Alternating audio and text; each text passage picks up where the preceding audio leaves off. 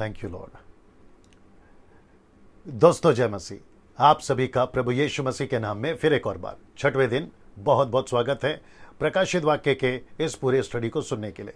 दोस्तों फिर से बेहद खुश हूं, बहुत उत्साहित हूं आप सभी के बीच में आज का ये विशेष दिन, जो कि प्रकाशित वाक्य का सबसे सेंटर चैप्टर है, जिसको कहते हैं मुख्य अध्याय, जिसके ऊपर पूरी दुनिया बात करती है, डिबेट्स करती है और कई अपने अपने थेरीज लगाते हैं और बात करते हैं।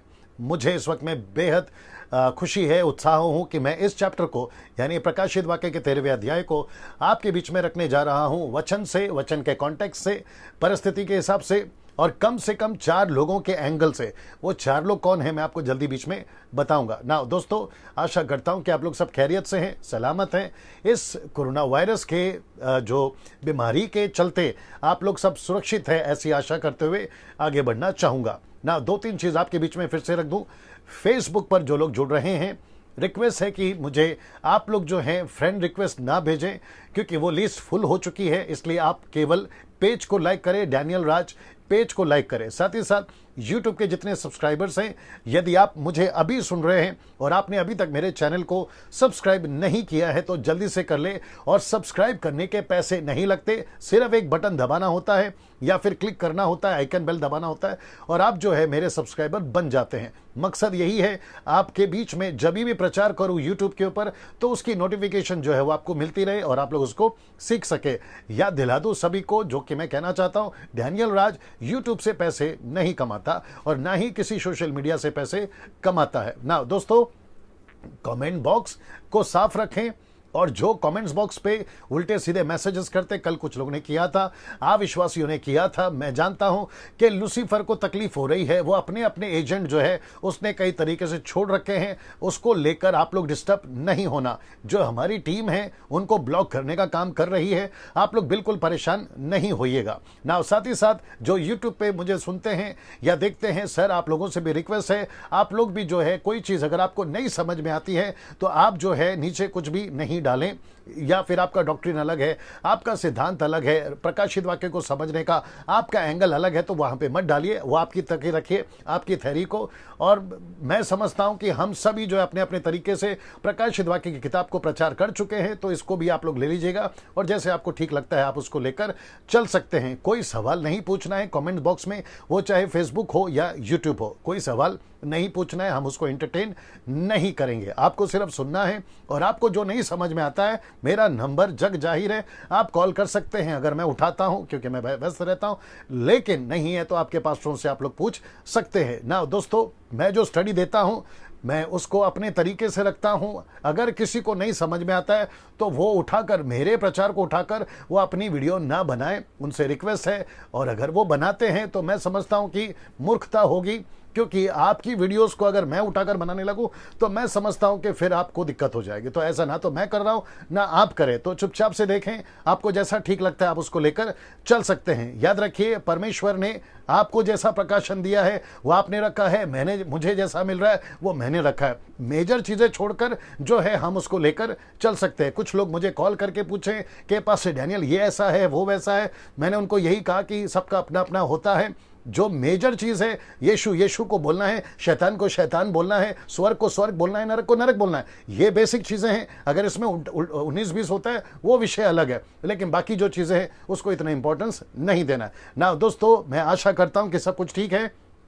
अगर आवाज ठीक से आ रही है तो नीचे टाइप करके बता दें कहां से देख रहे हैं, कौन से कंट्री से देख रहे हैं, वो भी नीचे टाइप करके बता दें। मैं भारत के 29 राज्य का, आप जहां से भी है, मुंबई से है, पूना से है, नागपुर से है, गुजरात से है, पंजाब से है, छत्तीसगढ़ से है, झारखंड से है, नेपाल से है, पड़ोसी मुल्क नेपाल से हैं, और आप बहुत सारे कलकत्ता से हैं, आप जो है बांग्लादेश से हैं, कई जगहों से मुझे देखते हैं, उन सभी का मैं स्वागत करता हूं। पड़ोसी मुल्क पाकिस्तान, आपका भी मैं धन्यवाद देता हूं कि बड़ी तादाद में लोग वहां पर भी देख रहे हैं। अफ्रीका से, यूके से, इटली से, मुझे लगता है कि यूएसए से काफी जगह से लोग देखते हैं, न्यूजीलैंड, फिजी से भी कुछ लोग देखते हैं। मैं परमेश्वर का उनके लिए भी धन्यवाद देता हूं। और वो सभी लोग जो जहां जहां से देख रहे हैं, आप सभी का बहुत बहुत धन्यवाद ना। दोस्तों ये टॉपिक सिर्फ आज एक ही चैप्टर चलेगा और वहां है प्रकाशित वाक्य 13वां अध्याय ना। इसके आगे 14वां अध्याय जो है कल शुरू करेंगे, लेकिन आज सिर्फ एक ही चैप्टर पे बात होगा, क्योंकि यह चैप्टर बहुत बड़ा है।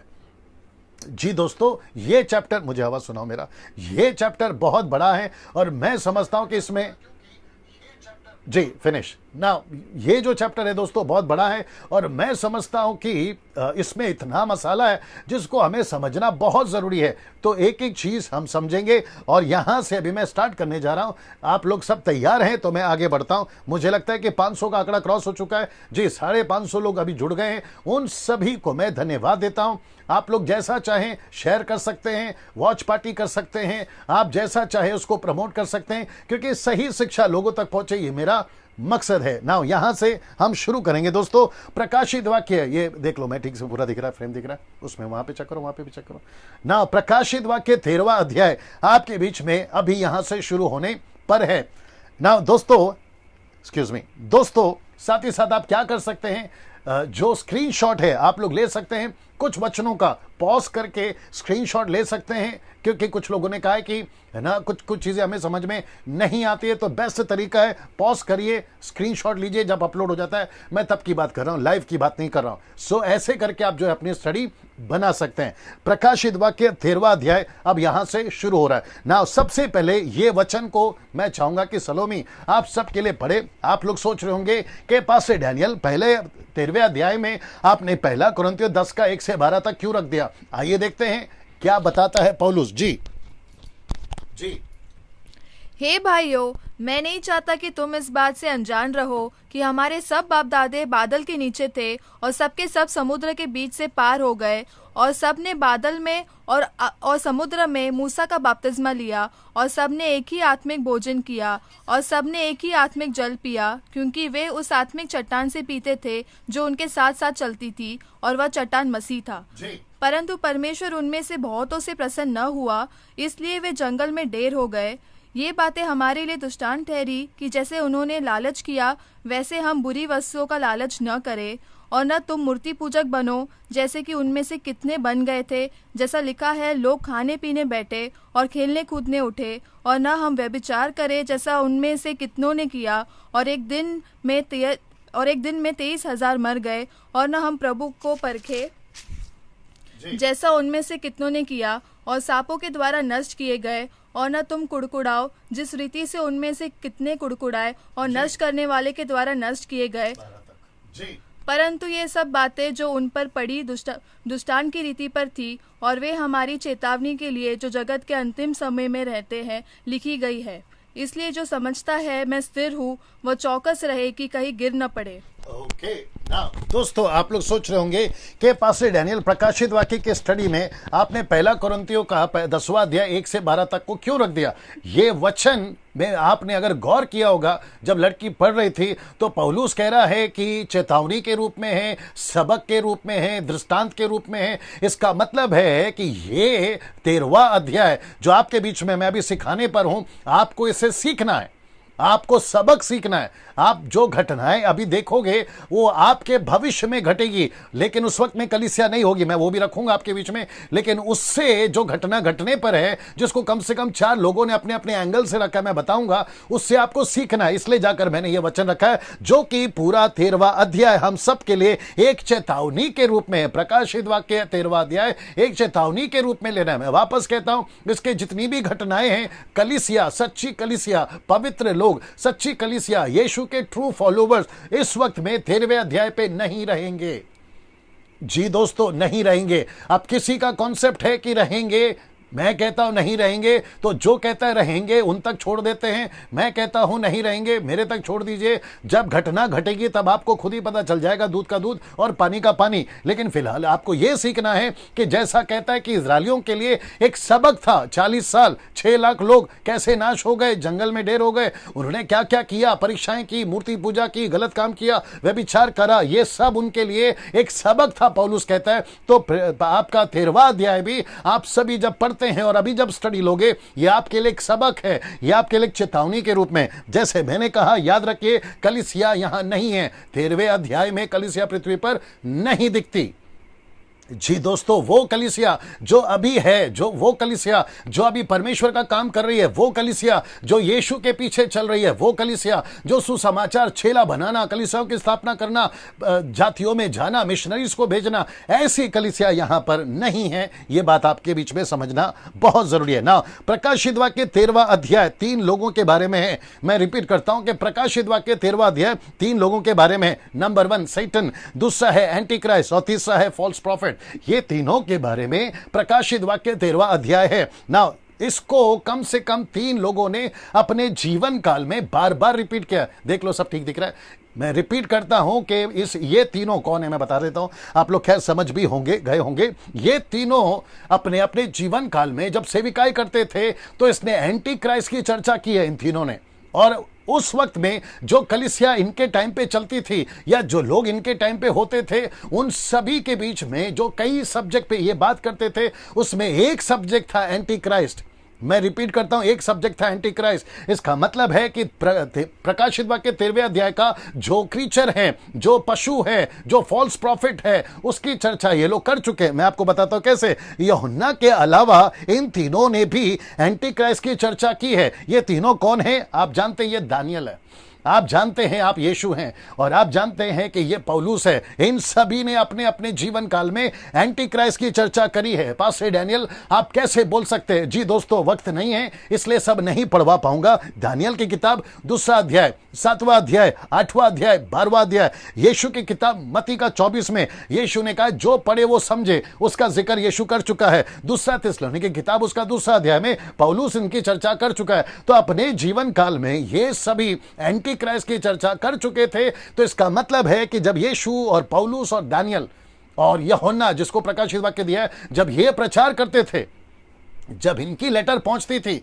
जब इनकी चर्चा होती थी, तो उस वक्त की कलीसिया जान जाती थी कि एंटी क्राइस्ट कौन है और इसकी किसकी क्या चर्चा हो रही है। लेकिन क्योंकि अब हम 21वीं सदी में और बहुत सारे प्रचारक और बहुत सारे सब्जेक्ट और बहुत सारे टॉपिक्स पे आजकल चर्चा चल रही है, तो आज की जो पीढ़ी है, आज की जो युवा पीढ़ी है खास करके, वो शायद उतना नहीं जानकार है। और उसके चलते जो है एंटी क्राइस्ट के बारे में या उसकी सीख या उसकी सबक आज के मसीहों को नहीं है। तेल में है, पानी में है, चमत्कार में है, रुमाल में है, नीचे गिराना, ठपाक ठपाक ठपाक, ये उसमें है, कॉन्सर्ट में है, नाच गाने में है, मस्ती करने में है, इंजॉय करने में। उसके चलते जो है ऐसी बातों को जो एक वक्त में ये सब इनका हाईलाइट टॉपिक हुआ करता था या अंत की चर्चा किया करते थे, उसको लेकर जो है आज की कलीसिया उतनी जागरूक नहीं है। पर परमेश्वर का धन्यवाद हो कि लॉकडाउन के चलते परमेश्वर ने यह अनुग्रह दिया कि आपके बीच में ये सारी टीचिंगें मैं विशेष करके ला सकूं, बिल्कुल कॉन्टेक्स्ट में और सही शिक्षा के साथ में ना। जितने लोग जुड़े हैं, मेरी टीम बता रही है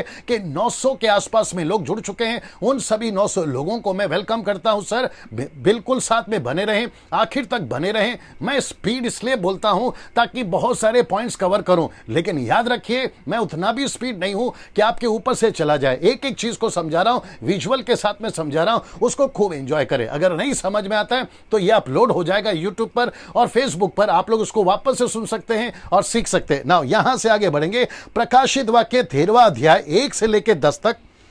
यहां पे जो पहला व्यक्ति का जिक्र है, यानी कि यहां एक पशु है। यह पशु एक पुरुष है या एक व्यक्ति होगा, एक व्यक्ति होगा, एक पुरुष होगा, लेकिन पशु नहीं होगा। लेकिन इसका इंट्रोडक्शन, इसका परिचय एक पशु के रूप में किया गया है। तो इसका मतलब है कि ये सब सिंबॉलिक है, ये सब एक पिक्चर के रूप में है। इसके लिए आपको समझना जरूरी है कि एक पशु का जिक्र है, इसका मतलब ये पुरुष ही है, ये पशु नहीं है। इसलिए मैंने लिख दिया ये एंटी क्राइस्ट जो है ये जूइश होगा, एक यहूदी पुरुष होगा। अब ये कैसे होगा, इसका सारा कनेक्शन आपके बीच में रखने जा रहा हूं। साथ ही साथ में एंटी क्राइस्ट जो है वो पॉलिटिकल लीडर होगा, लेकिन साथ ही साथ में वो दुष्ट आत्मा से पोजेस्ड होगा। इसलिए मैंने लिखा है पोजेस्ड विथ डीमन। ये लूसीफर की आत्मा से ये एंटी क्राइस्ट पोजेस्ड होगा। ये अच्छा आदमी नहीं होगा। 7 साल का काल का जीवन में ये 3.5 साल बहुत अच्छा होगा, लेकिन अचानक से ये अपनी औकात पे आ जाएगा, जिसको मैं अभी आपके बीच में रखूंगा ना। ये एक हिस्सा, और साथ ही साथ में इन चारों के नजरिए से हम इसको देखेंगे और इस अध्याय को 2 भागों में देखेंगे ना। प्रकाशित वाक्य 13वां अध्याय, फिर दूसरा 11 से लेकर उसका 18 वचन तक। यहां पर दूसरा पशु है, ये भी एक पशु का जिक्र करता है, लेकिन ये भी पुरुष है, ये भी पुरुष है, ना कि पशु। और इसका परिचय ऐसा है, फॉल्स प्रॉफिट, जिसको हिंदी में कहते हैं झूठा भविष्यवक्ता। ना ये रिलीजियस लीडर होगा, लेकिन ये भी पॉजेस्ड होगा विद डीमन। तो इसका मतलब है जी, इसका मतलब है कि दो तरह के पशु हैं, और दो तरह के पशु का दो अलग अलग हिस्सा है। मैं वापस आपके बीच में रखता हूं, 13वां अध्याय का 1 से 10 तक में एक पशु है, 13वां अध्याय 10-11 से लेकर 18वें वचन तक में दूसरा पशु है। तो इसका मतलब है, एक है पॉलिटिकल लीडर एंटी क्राइस्ट, और दूसरा है रिलीजियस लीडर यानी कि झूठा भविष्यवक्ता, फॉल्स प्रॉफिट। दोनों के दोनों डीमन पॉसेस है, यानी कि दुष्ट आत्मा से ग्रस्त है, शैतान की आत्मा से ग्रस्त है, और ये शैतान की ओर से होगा। ना दोस्तों, आइए बात करते हैं पहले प्रकाशित वाक्य 13वां अध्याय 1 से लेकर 10 तक में। एक एक करके आपके बीच में रखूंगा, और कम से कम 1000 लोग अभी जुड़ चुके हैं। आपका वापस स्वागत करता हूं। शेयर करते जाइए, आपको जैसी प्रतिक्रिया देनी है कमेंट्स बॉक्स में देते जाइए।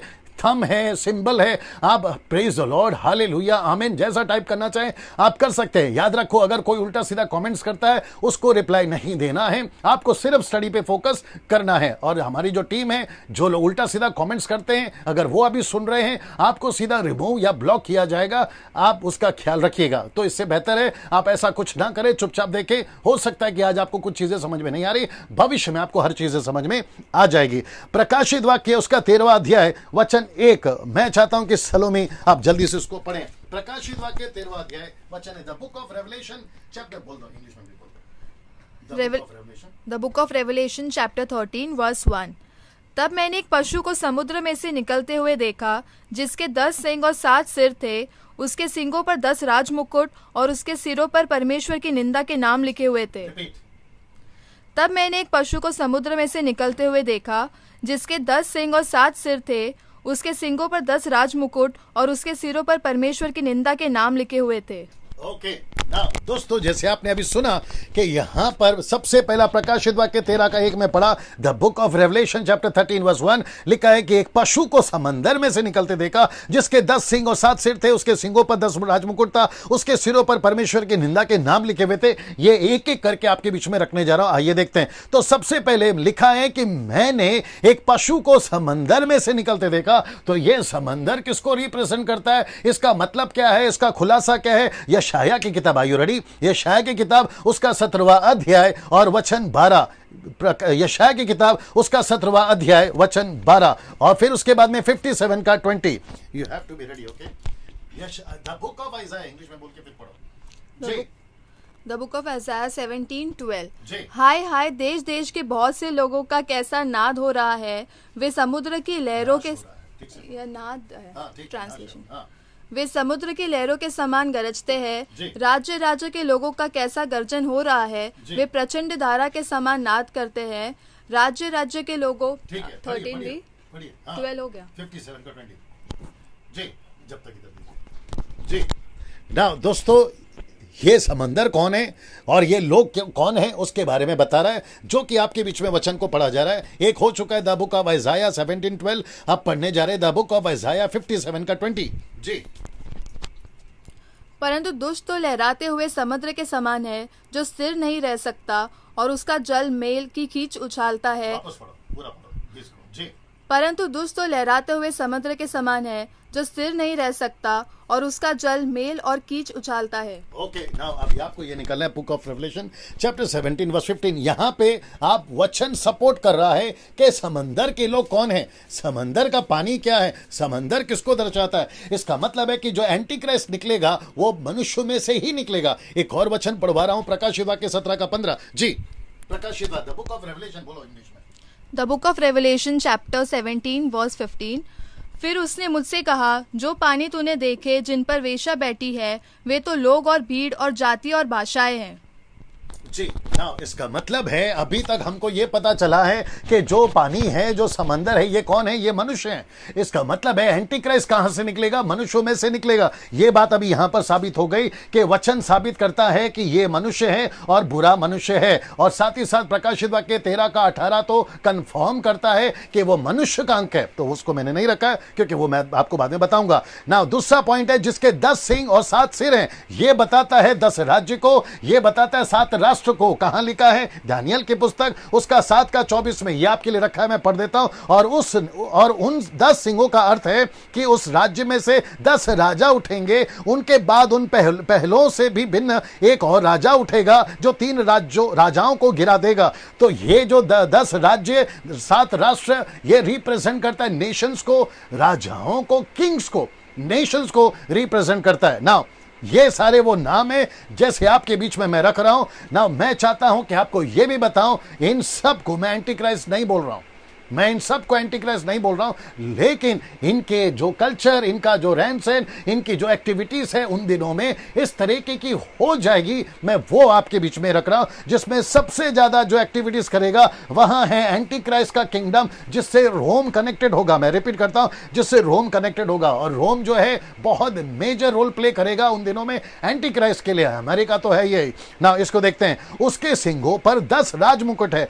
यह बताता है कि वो सब पर राज्य करेगा, जिसको कहते हैं 1 गवर्नमेंट एंड 1 रिलीजन।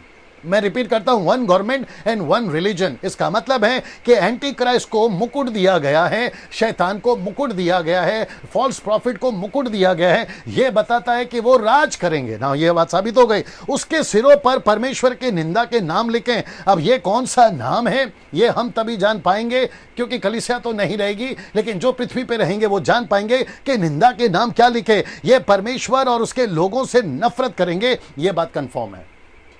जी दोस्तों, वापस कहता हूं, ये परमेश्वर के लोगों से नफरत करेंगे, परमेश्वर के नाम से नफरत करेंगे, परमेश्वर के लोगों से नफरत करेंगे। और ये किस लेवल तक नफरत करेंगे वो भी आपके बीच में मैं रखूंगा ना। इसको देखते हैं, प्रकाशित वाक्य 13:2 लिखा है कि जो पशु मैंने देखा वे चीते की नाई था, उसके पांव भालू के से, मुंह सिंह का सा था। उस अजगर ने अपनी सामर्थ और अपना सिंहासन, उस बड़ा अधिकार उसे दे दिया था। इसका मतलब है चीते की नाव पांव भालू के समान, मुंह उसी के समान, और अजगर, ये देखिए अजगर ने अपना सारा अधिकार उसको दे दिया। तो यहां पर टोटल 4 हैं, एक है चीता, दूसरा है भालू, तीसरा है सिंह और चौथा है अजगर। ये अजगर को ड्रैगन भी कहा गया है, मैं आपको बता चुका हूं, ठीक है ना। सो यहां पे ये चारों आपको दिखाई देते हैं। मेरे साथ में बने रहे, एक एक खुलासा करने जा रहा हूं। पहला ये चित्र देख लीजिए जी, लाइट की आवश्यकता है, देख लो क्या करना है।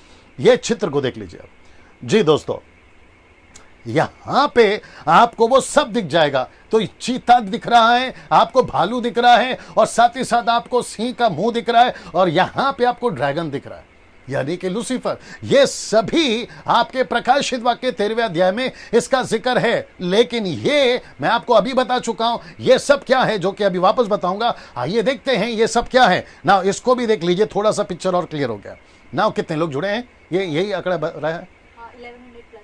ठीक है ना। बड़े ध्यान से सुनते जाइएगा। जितने लोग देख रहे हैं, मैं रिक्वेस्ट करता हूं, आप एक बार जब जुड़ जाते हो तो वापस नहीं जाना। बहुत अद्भुत चीज है, आपके जीवन काल के लिए बहुत जरूरी है, सीखने के लिए, विश्वासी हो या अविश्वासी हो। ये सारा चित्र देख लीजिएगा, ये सब सिंबॉलिक है।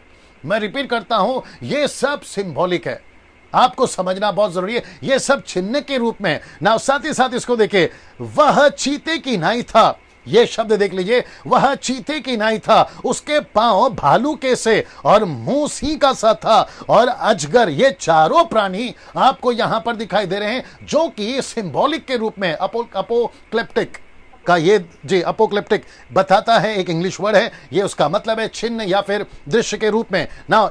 अब इसी को बड़े ध्यान से देखना, मैंने पहले क्या कहा था, इसको 4 लोगों के एंगल से देखेंगे, यूहन्ना, दानियल, यीशु, पौलुस। तो इसी को दानियल कैसे दिखाता है, the book of Daniel chapter 7 verse 3 to 7 कैसा देखा था, आइए समझते हैं। Are you ready with the scripture? Okay, यहीं पर आपको पढ़ना, आइए पढ़िए जी, यहां सब कुछ रखा है, आपको बड़े ध्यान से सुना। सलामी पढ़िए। तब समुद्र में से 4 बड़े बड़े जंतु जो एक दूसरे से भिन्न थे निकल आए। पहला जंतु सिंह के समान था और उसके पंख उकाब के से थे, और मेरे देखते देखते उसके पंखों के पर नोचे गए, और वह भूमि पर से उठाकर मनुष्य की नाई पाँवों के बल खड़ा किया गया, और उसको मनुष्य का हृदय दिया गया। फिर मैंने एक और जंतु देखा जो रीछ के समान था और एक पांजर के बल उठा हुआ था, और उसके मुंह में दांतों के बीच 3 वसूली थी और लोग उससे कह रहे थे, उठकर बहुत मांस खा। उसके बाद मैंने दृष्टि की और देखा कि चीते के समान एक और जंतु है, जिसकी पीठ पर पक्षी के से 4 पंख है और उस जंतु के 4 सिर थे और उसको अधिकार दिया गया। फिर उसके बाद मैंने स्वप्न में दृष्टि की और देखा और देखा कि एक चौथा जंतु है जो भयंकर और डरावना और बहुत सामर्थी है और उसके बड़े बड़े लोहे के दांत है। वह सब कुछ खा डालता है और चूर चूर करता है, और जो बच जाता है उसे पैरों से रौंदता है, और वह सब पहले जंतु के भिन्न है और उसके 10 सिंग है। ओके ना दोस्तों, आपको अभी पता चल गया होगा ये डैनियल का दृष्टिकोण है, ये उसके नजरिए से उसने देखा है और उसी बात को ये यहाँ पर जो है वर्णन करता है ना। यहाँ पर सी का जिक्र है, रिच का जिक्र है, चीते का जिक्र है और भयंकर जंतु, भयंकर पशु जो कि बहुत डरावना है, उसका भी जिक्र हो गया। और इसी को आपने अभी देखा यहाँ पर, ये जो चित्र आपने देखा ये यूहन्ना के दृष्टिकोण से, और आपने जो अभी ये देखा ये हो गया डैनियल के दृष्टिकोण से। अब वापस से आपको दिखा देता हूं, जंतु है सिंह के समान, पहला जंतु सिंह के समान, दूसरा रिछ के समान, तीसरा चीते के समान, चौथा जंतु है जो भयंकर और डरावना है। ये रोम को प्रेजेंट करता है, एंटी क्राइस्ट के राज्य को प्रेजेंट करता है, जो रोम से मिलकर जो है कार्य करेगा। मैं आपके बीच में इसको रखूंगा ना, इसको देखते हैं, ये सब आप देख लीजिएगा।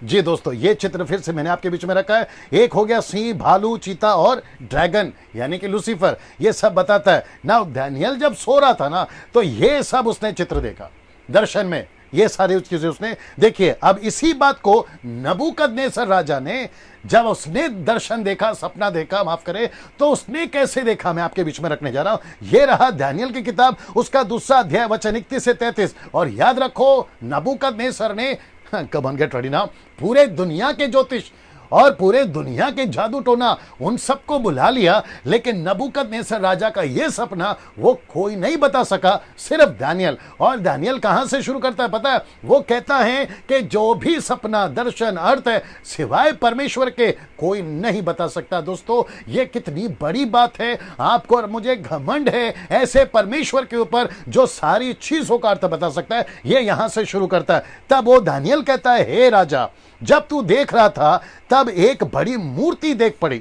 वह मूर्ति जो तेरे सामने खड़ी थी सो लंबी चौड़ी थी, उसकी चमक अनुपम थी, उसकी चमक बड़ी रोशनीदार थी। अब देखिए, उसका रूप भयंकर था, यह शब्द रखना, उसका रूप भयंकर था। उस मूर्ति का सिर तो चोखे सोने का था, उसकी छाती पर और भुजाएं चांदी की थी।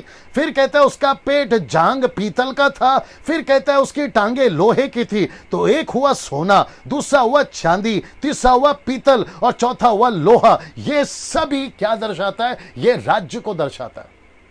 4 प्रकार के राज्य को दर्शाता है, किंगडम को बताता है। मैं आपके बीच में रखूंगा। और उसके पांव कुछ तो लोहे के और कुछ मिट्टी के थे, जो कि दर्शाता है कि राज्य कभी बड़ा स्ट्रांग हो जाएगा और राज्य कभी बहुत कमजोर हो जाएगा। ये उसको दर्शाता है। अभी आपके सामने चित्र आ रहा है, ये रहा वो चित्र। जी दोस्तों, ये रहा वो चित्र।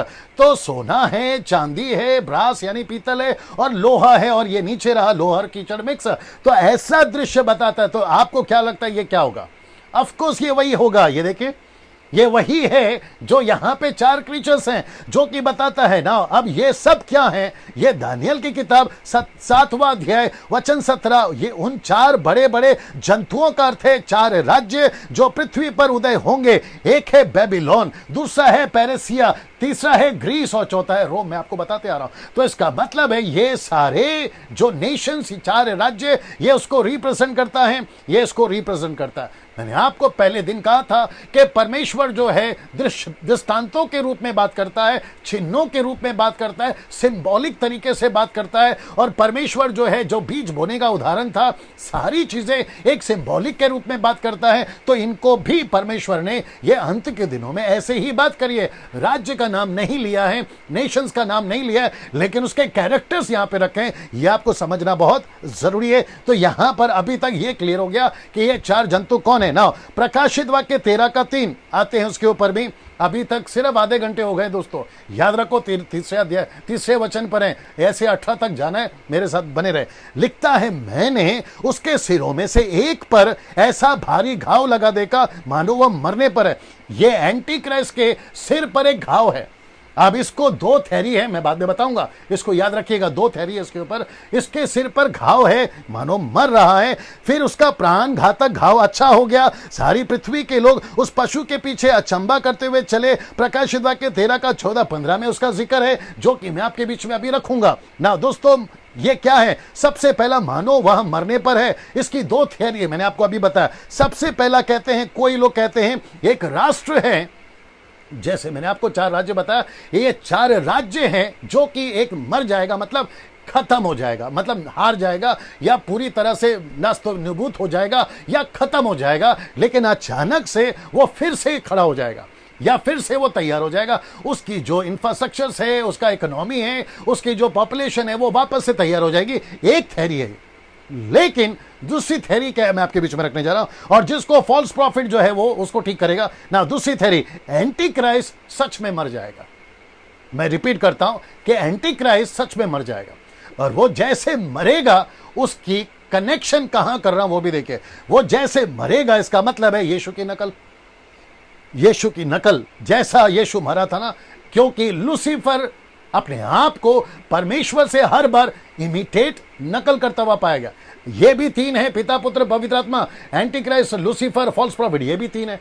तो जैसे यीशु मरा, तो एंटी क्राइस्ट कहता है मैं भी मरूंगा, और जो है लोगों से सिंपैथी और पूरा नेशन मेरी तरफ करेगा और मुझे जो आराधना करेगा, ये उसका कॉन्सेप्ट है। तो वाकई में दूसरा थ्योरी के साथ में मैं 90% जाऊंगा, जो कि बताता है कि एंटी क्राइस्ट वाकई में मर गया। मैं वचन भी रख रहा हूं आपके सामने ना। तो ये मरेगा, फॉल्स प्रॉफिट उसको जिंदा करेगा।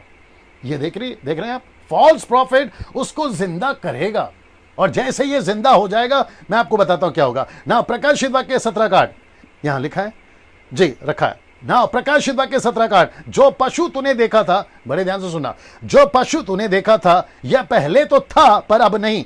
इसका मतलब है एंटी क्राइस्ट था, बाद में नहीं। क्यों, मैं बताता हूं। अथाह कुंड से निकलकर विनाश में पड़ेगा। ये याद रखो, 17वां अध्याय का 8 वचन है, और ये परमेश्वर की ओर से बात हो रही है। उसका जो भविष्य वो बता रहा है, पृथ्वी के रहने वाले जिनके नाम जगत की उत्पत्ति के समय से जीवन की पुस्तक में लिखे नहीं गए, बड़े ध्यान से देखना, उस पशु की यह दशा देखकर कि पहले था अब नहीं। अब जरा देखना क्या आ रहा है, फिर आ जाएगा। इसका मतलब है पहले था फिर अब नहीं, मतलब मर गया, और ये कहता है वो जिंदा हो गया। ये देखो, फिर आ गया, और अचंबा करेंगे, यार ये जिंदा था फिर मर गया और फिर अचानक से जिंदा कैसे हो गया, ऐसा करके अचंबा करेंगे। तो उसका मतलब है, ये बात बताती है, दूसरी थ्योरी बताती है कि ये वाकई में मरेगा और यीशु की तरह ये वापस से जिंदा होगा ना। कुछ लोग कहते हैं कि पुनरुत्थान सिर्फ यीशु के लिए, जी उठना सिर्फ यीशु के लिए, परमेश्वर ही है जो जिंदा करता है। फिर ये लूसीफर, एंटी क्राइस्ट जो है, वो कैसे जिंदा हो गया? आप सभी जानते हैं कि ये सारी चीजें जो है एक सिंबॉलिक के रूप में है, आपको समझना बहुत जरूरी है। साथ ही साथ में लूसीफर क्या नहीं कर सकता, उसको अधिकार दिया गया, इसके चलते ये कार्य कर रहा है। और आपको मैंने बताया था कि भटकने वाली आत्मा लोगों में आएगी, तो इसका मतलब है कि लूसीफर की ताकत से, फॉल्स प्रॉफिट की ताकत से ये एंटी क्राइस्ट जिंदा होगा, या तो फिर एक्टिंग करेगा। मैं रिपीट करता हूं, या तो फिर वो एक्टिंग करेगा। जैसे आपको याद होगा, कुछ मैं समझता हूं 1 महीने से नॉर्थ कोरिया का जो प्रेसिडेंट है, जो रूलर है, जिसका नाम है किम योंग, उसको घोषित किया गया था वो मर गया, लेकिन वो नाटक था। फिर अचानक से न्यूज में चलने लगा कि यार वो तो जिंदा है। तो ऐसी कुछ नकल ये करेगा।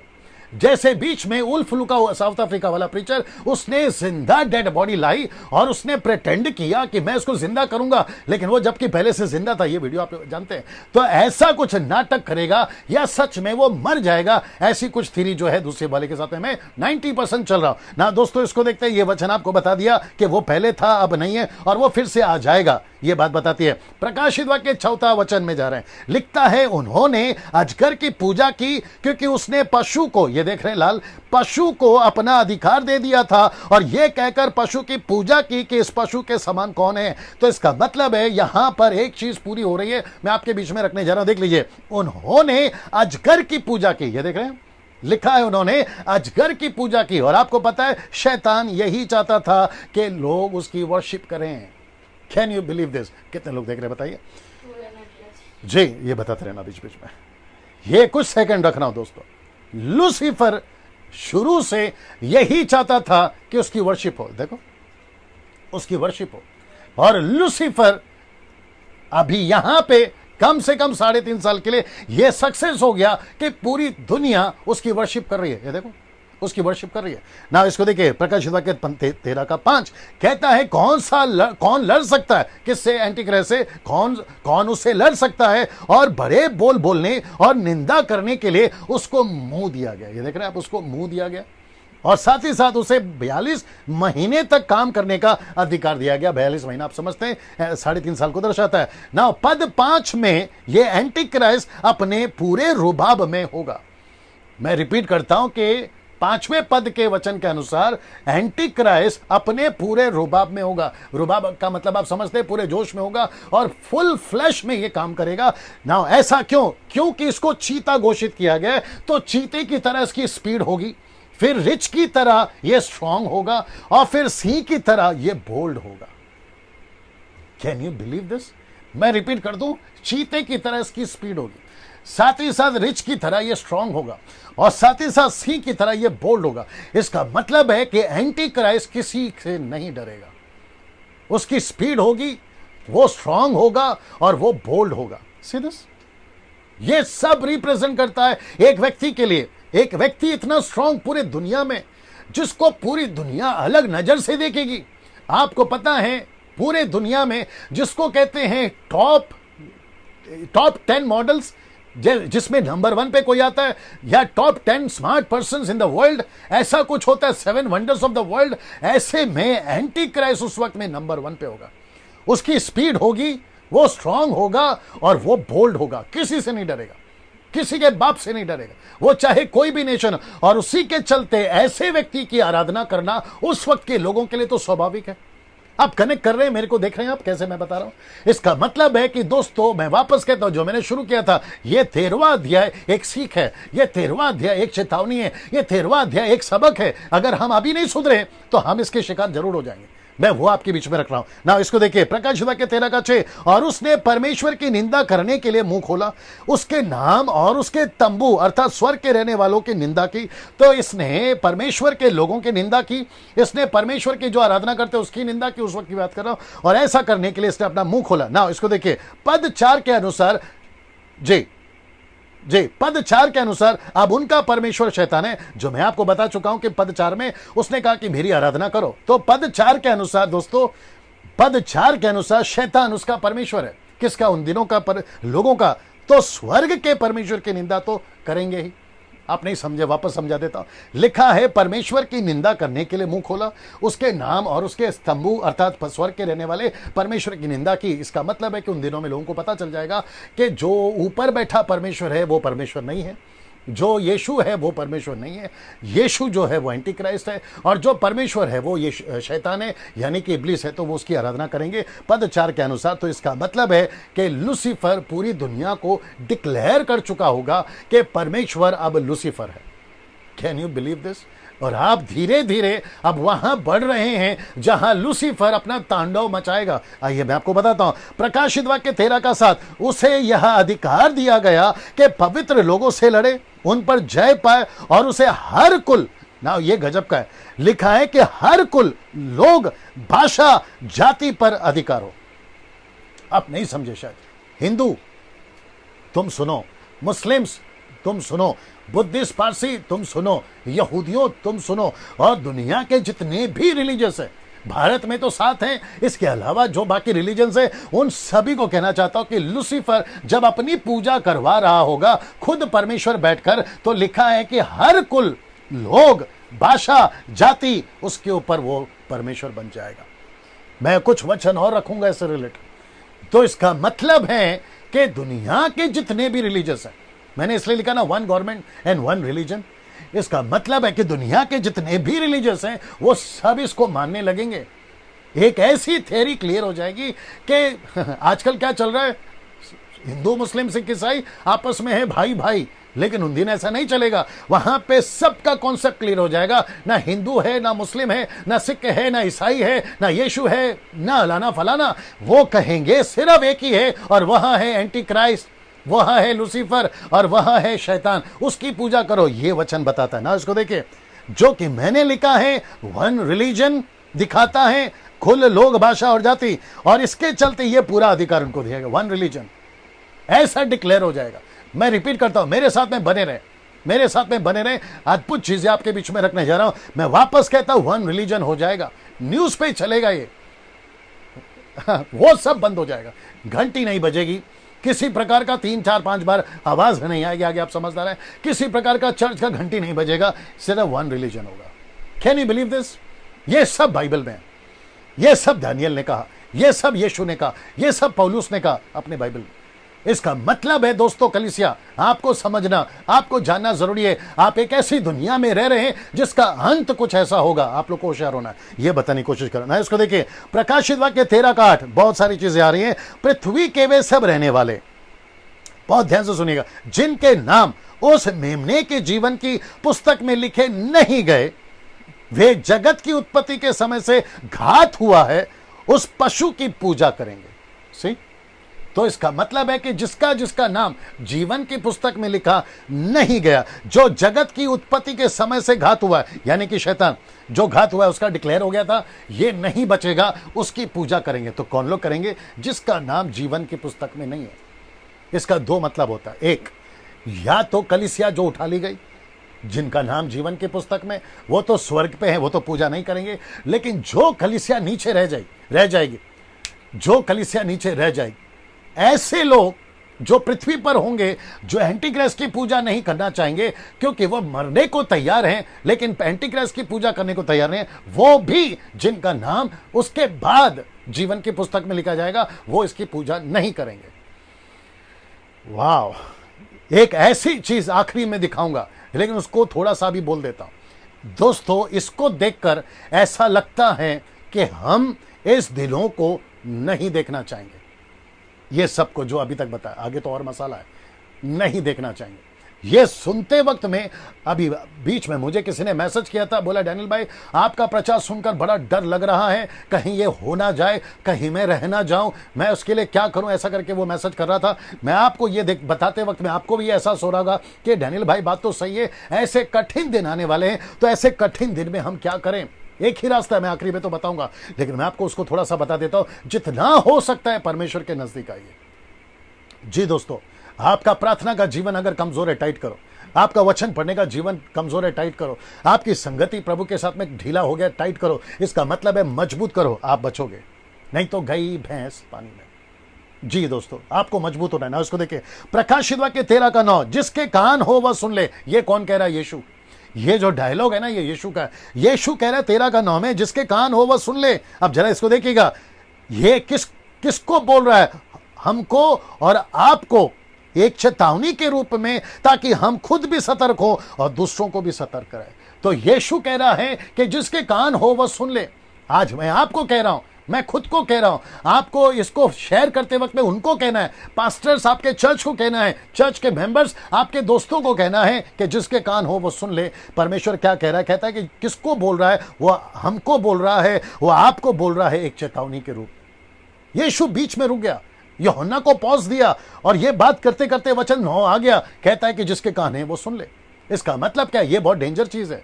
इसका मतलब है कि ये बहुत चेतावनी वाली बात है ना। दोस्तों, वक्त को भी ध्यान में रखना है, क्योंकि बहुत सारी बातें करना है। अब इसको देखिए, प्रकाशित वाक्य 13:10, जिसको कैद में पड़ना है वह कैद में पड़ेगा, जो तलवार से मारेगा अवश्य है कि वह तलवार से मारा जाएगा। पवित्र लोगों का धीरज और विश्वास इसी में। अब इसका मतलब क्या है? रख रहा हूं, जो तलवार से मारेगा।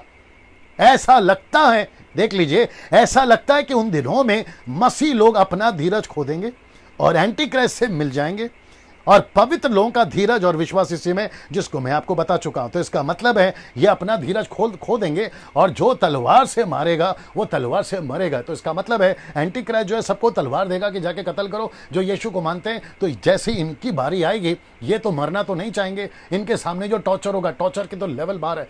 मैं वो पिक्चर नहीं दिखा पा सकता हूं, मैं नहीं दिखा पा रहा हूं। मुझे जैसा पिक्चर चाहिए था वैसा नहीं मिला, इसलिए मैं वो एंगल को नहीं टच किया। इसका टॉर्चर भयंकर है। ये किस लेवल तक टॉर्चर करेगा नहीं पता। तो उन दिनों में लोग अपना धीरज खो देंगे और दूसरों को तलवार से मारना शुरू करेंगे। आपको याद है यीशु ने क्या कहा था? कि मसीह लोग एक दूसरे के विरोधी हो जाएंगे। यीशु ने कहा था बाप बेटे के विरोध हो जाएगा, बेटा बाप के विरोध हो जाएगा, बहू सास और सास बहू के। पड़ोसी अपने पड़ोसी के दोस्त, अपने दोस्त के भाई अपने भाई के। इसका मतलब क्या मालूम है? ये वही दिन होगा। इसका मतलब है, कैसे समझाऊं, एग्जाम्पल आ रहा दे देता हूं। सरकार ने सबको कहा है आपके पड़ोस में जैसे ही कोरोना वायरस का कोई सस्पेक्टिव मिलता है या पेशेंट मिलता है, आप हमको फोन करो। फिर पुलिस आती है और उसको लेकर जाती है, उसका क्वारंटाइन करा देती है 14 दिन के लिए। क्या ये बात सही है? सही है। वैसे ही उन दिनों में होगा। जैसे ही पता चला आसपास के पड़ोसियों को, यहां ईसाई लोग रहते हैं, यहां पर यीशु के लोग रहते हैं, यहां पे बाइबल वाले रहते हैं, यहां पर हल्लेलुया वाले रहते हैं, यहां पे प्रेज द लॉर्ड वाले रहते हैं, यहां पर झांझ बजाकर शाम को गाना गाया जाता है, ऐसे लोगों की खबर लेकर ये लोग पुलिस को फोन करेंगे और पुलिस आकर उनको ले जाएगी। और ऐसे टाइम पे बच्चे को छीनेंगे, पति को, पत्नी को, माँ बाप को, सबको छीन कर मारते हुए ले जाएंगे। और ऐसे टाइम पे लोग अपना धीरज खो देंगे, ऐसे टाइम पे लोग अपना धीरज खो देंगे और वो कहेंगे कि एक काम करो, हमको नहीं चाहिए यीशु, हम तुम्हारे पार्टी में जुड़ जाते, हम एंटी क्राइस्ट की आराधना करेंगे। और उनके भी हाथ में तलवार आ जाएगी। इसलिए तो लिखा है कि जो तलवार से मारेगा वो तलवार से मरेगा। वाह, कैसा लग रहा है? सी, इसका मतलब है, इसलिए लिखा है यीशु ने, जो धीरज धरेगा उसी का उद्धार होगा। मुझे नहीं पता उस वक्त में, अभी जो देख रहे हैं, आप रहोगे या नहीं रहोगे ये दिनों में। अगर इन केस आपका जीवन में उतार चढ़ाव आया और आप रह गए, मेरी सलाह, खैर उस दिन तो बात नहीं हो पाएगी, लेकिन अभी से बता देता हूं, मेरी सलाह आपसे सिर्फ इतनी है कि धीरज धर लेना। और वो भी कितने साल? सिर्फ 3.5 साल। जहां भाग सकते हो भाग जाना, जिस जंगल में भाग सकते हो भाग जाना, जहां छुप सकते हो छुप जाना, लेकिन एंटी क्राइस्ट के हाथ नहीं लगना। अगर एंटी क्राइस्ट के हाथ लग गए तो या तो मरोगे या तो दूसरों को मारोगे, जो कि वचन कहता है तलवार से जो मारेगा वो तलवार से मरेगा। ना, ये मैं आपको बता चुका हूं, आशा करता हूं आप समझ रहोगे। आइए अब बात करते हैं प्रकाशित वाक्य के 13वें अध्याय के दूसरे भाग को, क्योंकि मेरे पास में अभी 45 मिनट्स है, मैं वो आपके बीच में रखने जा रहा हूं। ना, 13वां अध्याय 11 से लेकर 18 तक का एक एक वचन आपके बीच में रखूंगा। और यहां पे एंट्री होती है फॉल्स प्रॉफिट की। एंटी क्राइस्ट का जो परिचय दे चुका हूं, लेकिन फॉल्स प्रॉफिट का एंट्री हो रहा है। लेकिन फॉल्स प्रॉफिट के साथ साथ ये दोनों फिर एंट्री करेंगे। एक है सैटन, दूसरा एंटी क्राइस्ट, और ये है फिर तीसरा झूठा भविष्यवक्ता, फॉल्स प्रॉफिट। ये तीनों मिलकर क्या करेंगे वो भी बताऊंगा ना। इसको देखते हैं। याद रहे, इस फॉल्स प्रॉफिट का कनेक्शन 17वें अध्याय से भी है, जो कि कहता है झूठी कलीसिया। 17वां अध्याय, अगर आप जानते होंगे कि जो है पशु पर बैठी है, एक वेश्या, एक महिला, एक स्त्री, और ये उसको बताता है, यानी कि एंटी क्राइस्ट की कलीसिया को बताता है। जब 17वें अध्याय पे मैं आऊंगा तो इसको मैं कनेक्ट करूंगा, इसलिए मैं अभी कर रहा हूं ताकि आपको झूठा भविष्यवक्ता उससे जुड़ा रहेगा, ये बता रहा हूं ना। प्रकाशित वाक्य 13 का 11, फिर मैंने एक और पशु को पृथ्वी पे से निकलते देखा। पहला पशु कहां से निकला था? समंदर से। ये पृथ्वी, ये कहां से निकल रहा है? पृथ्वी पर से। इसका मतलब है, बड़े ध्यान से सुनना, इसका मतलब है ये मसीह लोगों में से ही निकलेगा। वाह, वापस कहता हूं, ये मसीह लोगों में से ही निकलेगा। इसलिए इसको मैंने नाम क्या दिया? Religious leader. Religious leader but possessed with demon. ये वो व्यक्ति होगा। ये जरा देख लीजिए क्या लिखा है। उसके मेमने के से 2 सिंग थे और वो अजगर की नहीं बोलता था। आप देख रहे हैं आप? तो इसका मतलब है मेमना, अजगर और ये झूठा पशु, यहां पे भी 3 आ गए। ये 2 सिंह का भी मैं मतलब बताऊंगा। 2 सिंह का मतलब क्या है? तो सबसे पहले बात करते हैं, एक और पशु पृथ्वी पर से निकलते हुए देखा। आइए उसको देखते हैं। ये भी मनुष्य ही होगा, पशु नहीं। मैं रिपीट करता हूं, ये भी पृथ्वी पर से निकलेगा, लेकिन यह मनुष्य होगा, पशु नहीं। मेमने के से 2 सिंह, एक सिंह संसार के लिए और दूसरा सिंह शैतान के लिए। मैं रिपीट करता हूं, एक सिंह जिसको कहते हैं हॉर्न, एक सिंह संसार के लिए और दूसरा सिंह शैतान के लिए। इसका मतलब है, माय गुडनेस, गेट रेडी, ऐसी एक डिनोमिनेशन जिसकी तादाद 50% है। मैं नाम नहीं ले रहा हूं अभी, मैं रिपीट करता हूं, जिसकी तादाद 50% है। आप समझ गए होंगे। जहां पे सफेद कपड़ा पहना जाता है ऊपर से लेकर नीचे तक, ये रविवार को मिलते हैं, अगर आपको इशारा मिल रहा होगा। तो ऐसे एक सिंह संसार को दिखाने के लिए और दूसरा सिंह शैतान की तरफ से दिखाने के लिए, मैं आपको बताऊंगा। और वह अजगर की नहीं बोलता था, जिसका मतलब है आत्मिक बातें बहुत करेगा, और वो भी वचन से। जैसे अजगर बोलता था ना, हवा से क्या कहा? क्या लिखा है, यीशु के पास में आया, क्या लिखा है, वचन से बात करता था, ये वचन को जानता है लूसीफर। तो ये जो झूठा प्रॉफिट है ना, ये भी वचन से बात करेगा और पब्लिक को लगेगा, लोगों को लगेगा कितना आत्मिक है। और मैं आपको बताऊं, ऐसा झूठा मसीह ऑलरेडी अभी एग्जिस्ट कर रहा है दुनिया में, जिसका जिक्र यीशु ने किया, मैं आपको बताऊंगा। लेकिन ये चित्र देख लीजिए, इसके 2 सिंग कैसे हैं, ये देखिए जी। मैं कुछ सेकंड तक इसको रख रहा हूं जी दोस्तों। वाह। अब आप पूछोगे डैनियल भाई, ये आपके यूहन्ना की किताब में है, तो क्या इसको किसी और ने भी देखा था? मैं वो भी बता देता हूं, थोड़ा देर रुकना लाइट को। लिखा है दानियल की पुस्तक उसका 8:3 में, देखो कैसा लिखा है कि फिर मैंने आंख उठाकर देखा कि उस नदी के सामने 2 सिंग वाला एक मेढ़ा खड़ा है। उसके दोनों सिंग बड़े हैं, परंतु उनमें से एक अधिक बड़ा है, और जो बड़ा है वह दूसरे के बाद निकला। तो इसका मतलब है इसमें से एक बड़ा है, जो बताता है एंटी क्राइस्ट के लिए, जो बताता है झूठी बातों के लिए। ऐसा है सर ये। अब आप सोच के देखिए, मैंने शुरू में कहा था यीशु ने इसकी चर्चा करी है, दानियल ने इसकी चर्चा करी है, पौलुस ने इसकी चर्चा करी है, और यूहन्ना तो कर ही रहा है। तो इसका मतलब है, अगर ये सब इतना बोल रहे हैं, तो इसका मतलब है ये सब पृथ्वी पर घटने जा रहा है। मेरे हिंदू भाई, आपको हम यीशु का प्रचार करते हैं, आपको समझ में नहीं आता। मेरे मुस्लिम भाई, आपको हम प्रचार करते हैं, आपको समझ में नहीं आता। आप कहते हैं हम तो ईसाइयों का प्रचार कर रहे हैं, हम तो क्रिश्चियन रिलीजन्स का प्रचार कर रहे हैं, हम कन्वर्ट कर रहे हैं। मेरे दोस्त, अगर ऐसी बात होती तो हम शायद चुप भी हो जाते, लेकिन ये ऐसी बात नहीं है। ऐसी कोई घटना पृथ्वी पे घटेगी, एंटी क्राइस्ट आएगा, लूसीफर आएगा, इब्लीस आएगा, और बड़ा बड़ा खतरनाक दिन आएगा। उससे आपको बचाने के लिए यीशु का प्रचार करते हैं। नहीं तो हम पागल थोड़ी है ना, आपके घर के बाहर बेल बजाते बैठे और ऊपर से गालियां खाते बैठे। जब हम प्रचार करते तो फेसबुक के ऊपर ना जाने कितने, एक वक्त था हम अपने बाप की नहीं सुनते थे, आजकल आपकी सुनते बैठे। उसका सबका कारण एक ही है कि हम यहां अभी नम्र हैं, ताकि आपको अकल आए और आप प्रभु को जान सके। नहीं तो आपको जवाब देने में कितना टाइम लगेगा। जो उल्टी सीधे कमेंट्स करते हैं फेसबुक पर हो या यूट्यूब पर हो, मैं उनकी बात कर रहा हूं जो मसीह को नहीं मानते। आप गालियां लिखते हैं, ना जाने कैसी कैसी गालियां। हम तुमको नहीं दे सकते गालियां, हम बिल्कुल दे सकते हैं। तुम हमको मारने की धमकी देते हो, हम नहीं तुम्हारे घर पर आकर कर सकते हैं। मेरा 25-26 साल का जीवन अगर आपको बताऊं तो आपकी तो हवा निकल जाएगी और पैंट ढीला हो जाएगा। अगर वैसे आ जाए तो आपको तो समझ में आ जाएगा कि डैनियल राज क्या चीज है। लेकिन हम वो सब बर्दाश्त करते हैं ताकि आपको अकल आए। यीशु चुटकी में मसल सकता था। पतरस को कहा था, मैं एक अगर आवाज दूं, 12 पलटन एंजल्स नीचे आ सकते हैं। पतरस क्या तलवार चला रहा है? पतरस को उसने कहा, यीशु की ये हैसियत थी। आज हमारी भी कम नहीं है, लेकिन मसीह के चलते क्या कहा यीशु ने, एक गाल पे मारे तो दूसरा दे दो। उसके चलते हम चुप बैठे और इसमें तुम्हारी भलाई है। अगर अभी नहीं सुधरे, गई भैंस पानी में। न्याय के दिन वो सभी जो उल्टा सीधा कमेंट्स करते, दोस्त आप मेरे ठीक बगल में खड़े रहोगे, यानी कि लेफ्ट लाइन में मैं खड़ूंगा, राइट के लाइन पे स्वर के जाने वाले। तब तुम्हारी तरफ देखूंगा और बताऊंगा कि जब तुमको प्यार से समझाते थे, तुमको समझ में नहीं आती थी बात। ये सारी चीजें क्यों बता रहे? क्योंकि ऐसा कुछ होने पर है। ये देख लो, ऐसा कुछ होने पर है ना। वापस लाइट ऑन करिए जी।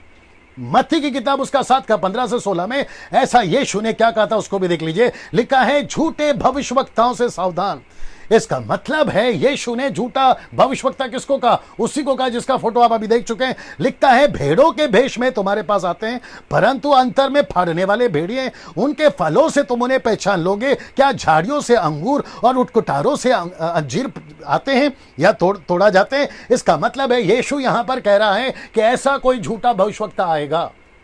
तब हम पढ़ते थे, नहीं समझ में आया, हमको लगता था किसी और की भी बात हो रही है, हालांकि उनकी भी बात हो रही है, लेकिन यीशु इंडिकेट कर रहे थे उसके बारे में, जिसका फोटो आपने देखा ना। अभी इसको देख लीजिए, लाइट बंद करना है तो देख लो जी। सब ठीक है? ओके ना। ये फोटो देख लीजिए, ये ड्रेस देख लीजिए आप, और साथ ही साथ ये भी देख लीजिए आप। इनकी तादाद 50% है। और जिसको मैं कह रहा था ना कि 2 सिंह, तो एक है संसार के लिए और दूसरा है शैतान के लिए। अब आपको थोड़ा सा सिग्नल मिल गया होगा ये चित्र देखकर।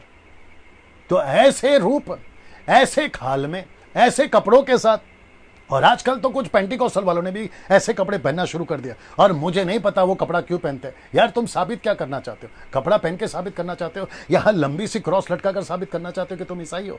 अगर साबित ही करना है तो अपने आचरण से करो, अपने कैरेक्टर से करो, अपने चाल चलन से करो। कपड़े से क्या साबित होता है? थोड़ा सोच के देखिए आप लोग कहां ले जा रहे हो मसीहत को ना। मैंने कुछ लोगों से बात भी करी जो आजकल अचानक से नाम रखता था कुछ और, फिर हम उसको भाई बुलाते थे, हम उसको पास्टर बुलाते थे, अचानक से फेसबुक पे फोटो देखा बंदा बिशप बन गया। मैंने कहा क्या बात है बिशप भाई, आप तो पूरा का पूरा चेंज हो गए। बोलते हैं वक्त के हिसाब से चलना पड़ता है। तो अब तुम अपने नाम के आगे बिशप डालकर तुम क्या साबित करना चाहते हो? ऐसा कुछ थोड़ा सोच के देखिए हम कहां जा रहे हो। अब आप लोगों को तकलीफ भी हो रही होगी, साथ में गुस्सा भी आ रहा होगा, वो तुम तक ही रखो, मेरे तक मत लेकर आओ ना। इसको देखिए, ऐसे 50% लोग पूरी दुनिया में जो है कार्य कर रहे हैं, जिनको कहा जाता है पीस मेकर्स, शांति की बातें करते हैं। कनेक्शन करूंगा मैं थोड़ा थोड़ा ना। ये चित्र देख लीजिए, लाइट लगाना तो लगा लो। ये चित्र देख लीजिए, एक तरफ है भेड़िया और दूसरी तरफ है भेड़। मैं रिपीट करता हूं, एक तरफ है भेड़िया और दूसरी तरफ है भेड़, वुल्फ एंड शीप। इसका जिक्र यीशु ने किया था। तो कुछ लोग ऐसे हैं मसीहत में और कुछ लोग ऐसे हैं मसीहत में।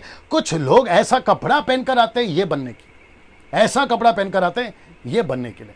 तो हमको पहचानना है इनको भी और हमको पहचानना है इनको भी, इसलिए ये रखा है। मसीह समाज के लिए ये बड़ा अच्छा है, पहले देख लो। मसीह समाज के लिए जो भेड़िया, वो संसार के लिए भेड़। दूसरा, जो मसीह समाज के लिए भेड़ है वो संसार के लिए भेड़िया। आप पहले इसको देख लीजिए, समझा देता हूं। मसीह समाज के लिए भेड़िया, वो संसार के लिए भेड़ है। मतलब जिसको हम कहते हैं ये वुल्फ है, संसार उसको क्या कहते हैं मालूम है? वो भेड़िया है। लेकिन हमारी नजर में और हमारे लिए मसीह समाज के लिए वो भेड़िया है। अब इसको दूसरा देखो, मसीह समाज के लिए जो भेड़िया है, क्षमा करें, जो भेड़ है वो संसार के लिए भेड़िया है। इसका मतलब है जिसको हम भेड़ कहते हैं, शीप कहते हैं, संसार उसको भेड़िया कहती है, यानी मुझको और आपको भेड़िया कहती है। कमेंट्स बॉक्स पे तो यही लिखा जाता है। तो इसका मतलब है, मैंने ये क्यों लिखा है, आप मसीह समाज के लिए भेड़िया, संसार के लिए भेड़, मसीह समाज के लिए भेड़, संसार के लिए भेड़िया। आगे आप समझ गए होंगे। यूहन्ना, पहला यूहन्ना उसका 2:22 का कहता है, झूठा कौन है? बड़े ध्यान से सुनना, झूठा कौन है? कौन से लोग झूठे हैं, कौन से लोग झूठे फॉल्स प्रॉफिट है, वो बता रहा हूं। केवल वह जो यीशु को मसीह होने का इनकार करता है, और मसीह का विरोधी वही है जो पिता का पुत्र का इनकार करता है। पहला यूहन्ना 4:3 क्या कहता है वो भी देख लीजिए। कहता है, जो कोई आत्मा यीशु को नहीं मानती वो परमेश्वर की ओर से नहीं है। फिर कहता है, वही तो मसीह का विरोधी की आत्मा है, जिसकी चर्चा तुम सुन चुके हो कि वो आने वाला है। अब इसको देखो, वरन अब भी जगत में है। तो ऐसे एंटी क्राइस्ट, लाइट बंद करो, ऐसे एंटी क्राइस्ट और ऐसे झूठे भेड़िए अभी भी जगत में है, अभी भी जगत में है। इनको पहचानना होगा, इन सब को पहचानना होगा, इन सब को पहचानना होगा, इनको पहचानना होगा, इनको पहचानना होगा। और फिर वचन कहता है, कौन कहता है वो झूठा है जो नहीं मानती, लाइट ऑन कर लो, जो यीशु मसीह की तरफ से आया। तो इसका मतलब है कि जो कोई, वो चाहे कोई भी हो, आप किसी भी डिनोमिनेशन को, अगर आप ये नहीं मानते कि यीशु परमेश्वर की ओर से हो, तुम झूठे हो, तुम झूठे हो। तुम कोई भी रिलीजियस से हो, तुम कोई भी डिनोमिनेशन से हो, तुम कहीं से भी हो, देसी हो विदेशी हो, आप जो भी हैं, अगर आप यीशु को नहीं मानते, आप झूठे भविष्यवक्ता की या एंटी क्राइस्ट की लिस्ट में हो। ये मैं नहीं कह रहा हूं, वचन कह रहा है। और कहता है कि अभी भी जगत में कुछ लोग हैं ना। इसको देखिए, पहला यूहन्ना 2:18, हे लड़को ये अंतिम समय, देखो लिखता है कि हे लड़को ये अंतिम समय है, जैसा तुमने सुना है कि मसीह का विरोधी आने वाला है, उसके अनुसार अब भी बहुत से मसीह विरोधी उठे हैं। और इससे हम जानते हैं कि ये अंतिम समय। तो इसका मतलब है बहुत से झूठे मसीह अभी भी हैं, उठे हैं। एक आने वाला है जिसको कहते हैं द वन ओनली, एक तो आने वाला है बिगॉटन, वो तो आने वाला है शैतान का। लेकिन अभी भी हैं झूठे मसीह, अभी भी हैं झूठे एंटी क्राइस्ट, अभी भी हैं। तो उससे सावधान रहना है। इसी का प्रचार मैं कर रहा हूं। मसीह मंथन व्हाट्सएप ग्रुप जो हमने स्टार्ट किया है, जिसमें कम से कम 5 ग्रुप है, 1000 से भी ज्यादा मेंबर्स अभी तक जुड़ चुके हैं। मकसद यही है, मकसद यही है कि सही लोगों को तैयार करो और गलत शिक्षाओं को एक्सपोज करो और उनको सिखाओ ताकि वो सही शिक्षा में आ जाए ना। प्रकाशित वाक्य, इस पुस्तक कौन पहचानेगा और कैसे पहचानेगा इन लोगों को ना। ये जब बातें हम कर रहे हैं, लिखता है कौन पहचानेगा और कैसे पहचानेगा इन लोगों को ना। एक ही चीज है, right understanding of the word. मतलब इन झूठे मसीहों को हम कैसे पहचानेंगे? Right understanding of the word, मतलब हमको वचन की सही जानकारी होना बहुत जरूरी है, तब हम इसको पहचानेंगे ना। अभी कितने लोग हैं वो आंकड़ा है, ओके ना, प्रकाशित वाक्य 13 का 12 क्या कहता है ये देखते हैं। अब यहां से दोस्तों क्या कहते हैं ना, आपका जो क्या बोलते हैं उसकी गहराई या डेप्थ और जाने वाली, ये कैसे कार्य करेगा, ये कैसे क्रूर शासन करेगा, उसका जिक्र करने जा रहा हूं। वचन 12 कहता है, यह उस पहले पशु का सारा अधिकार उसके सामने काम में लाता था, पृथ्वी और उसके रहने वालों से उस पहले पशु की जिसका प्राण घातक घाव अच्छा हो गया था, लिखा है पूजा कराता था। कौन? झूठा भविष्यवक्ता। उसकी पूजा कराता था। यह शब्द देख लीजिए, उसकी पूजा कराता था। तो इसका मतलब है जो चित्र मैंने आपको अभी दिखाया, रहने दो, जो मैंने आपको चित्र दिखाया, ये लोग उनकी पूजा करवाएगा। ये इन्हीं में से निकलेगा, वापस कहता हूं इन्हीं में से निकलेगा। वो उनसे पूजा कराएगा, ये देखो पूजा कराएगा जी, ये देखो पूजा कराएगा। तो इसका मतलब है कि लूसीफर और एंटी क्राइस्ट और फॉल्स प्रॉफिट आपस में तीनों मिल जाएंगे और पूरी पृथ्वी के रहने वालों से वो अपनी पूजा कराएंगे, और किसी की पूजा नहीं होगी। मैं एक एक स्क्रिप्चर रखूंगा, और किसी की पूजा नहीं करेंगे, ये एंटी क्राइस्ट की ही पूजा करेंगे ना। इसको देखिए, और यह उस पहले पशु का सारा अधिकार उसके सामने काम पे लाता था। मैंने आपको ये वाला पढ़वाया, इसका खुलासा देने जा रहा हूं। ये क्या है? झूठा भविष्यवक्ता एंटी क्राइस्ट के लिए ही काम करेगा, जिसको कहते हैं वन रिलीजन क्रिश्चियन लीडर। ये वन रिलीजन का ये क्रिश्चियन लीडर होगा। जैसे कैथलिक्स में पोप होते हैं, कैथलिक्स में पोप होते ना, पोप, वैसे ये एंटी क्राइस्ट का पोप होगा, ये फॉल्स प्रॉफिट। और ये उस वक्त में ये पूरे लोगों को डिक्लेयर करेगा, क्रिश्चियंस को तो डिक्लेयर करेगा, इजराइल के नेशन को डिक्लेयर करेगा, ये अरब कंट्री को डिक्लेयर करेगा, ये बुद्धिस्ट को डिक्लेयर करेगा, ये हिंदुस्तान को डिक्लेयर करेगा, ये सारे कौमों को डिक्लेयर करेगा कि अगर किसी की पूजा करनी है तो वो है एंटी क्राइस्ट की। मैं वचन रखूंगा, क्या हो रहा है आप लोग मत मानो, वो बात अलग है। कुछ लोग नहीं मानेंगे, वो बात अलग है, लेकिन जिस दिन हो जाएगा ना दूध का दूध और पानी का पानी, तब आप ही को पता चल जाएगा और आज का वीडियो याद आएगा ना। प्रकाशित वाक्य 13 क्या कहता है देखिए, वह बड़े बड़े चिन्ह दिखाता था। कौन? झूठा भविष्यवक्ता, जिसका फोटो मैंने दिखाया, वो बड़े बड़े चिन्ह दिखाता था, यहां तक कि मनुष्य के सामने देखो स्वर्ग से पृथ्वी पर आग बरसा देता था।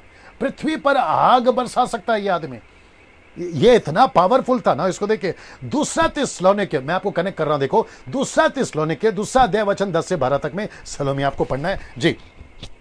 जी, और नाश होने वालों के लिए अधर्म के सब प्रकार के धोखे के साथ होगा, क्योंकि उन्होंने सत्य के प्रेम को ग्रहण नहीं किया जिससे उनका उद्धार होता, और इसी कारण परमेश्वर उनमें एक भटका देने वाली सामर्थ को भेजेगा ताकि वे झूठ की प्रतीति करे, और जितने लोग सत्य की प्रतीति नहीं करते वरन अधर्म से प्रसन्न होते हैं, सब दंड पाए।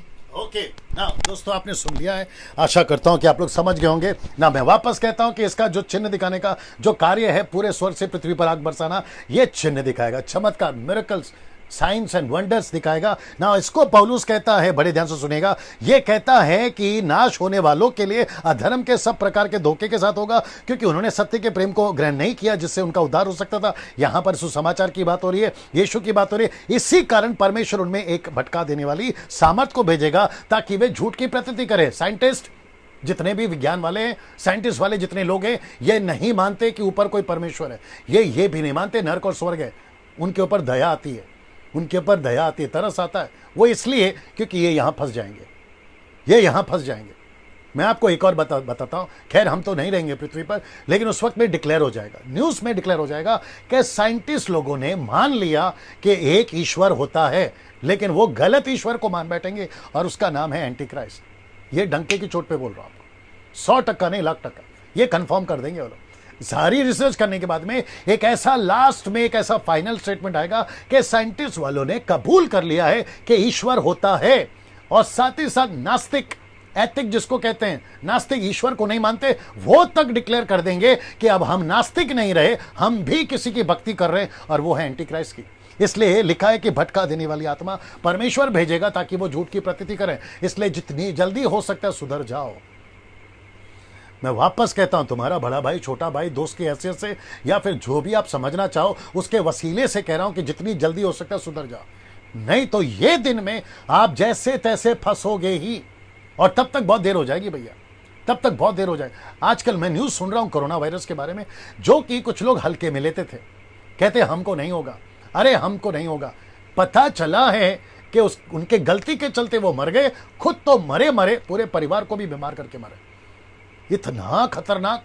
ये वायरस को हल्के में लिया, वैसे ही उससे लाख गुना खतरनाक एंटी क्राइस्ट को हल्के में नहीं लेना, इसके राज्य को हल्के में नहीं लेना। मैं मसीहों से भी कहना चाहता हूं, आपको जीसस क्राइस्ट, आपको आदत लग गई होगी, पास्टरों को बच्चों आपको आदत लगी, मेरा बाप पास्टर है हम तो सुरक्षित रहेंगे, मेरा बाप पास्टर है, हमारा बाप पास्टर चर्च चलाता है, हमको कोई तकलीफ नहीं होगी। ऐसे बहुत हल्के में आपने यीशु को लिया। मैं आपको कहना चाहता हूं, आप भी गंभीर हो जाइए, मैं रखूंगा लास्ट में उसको।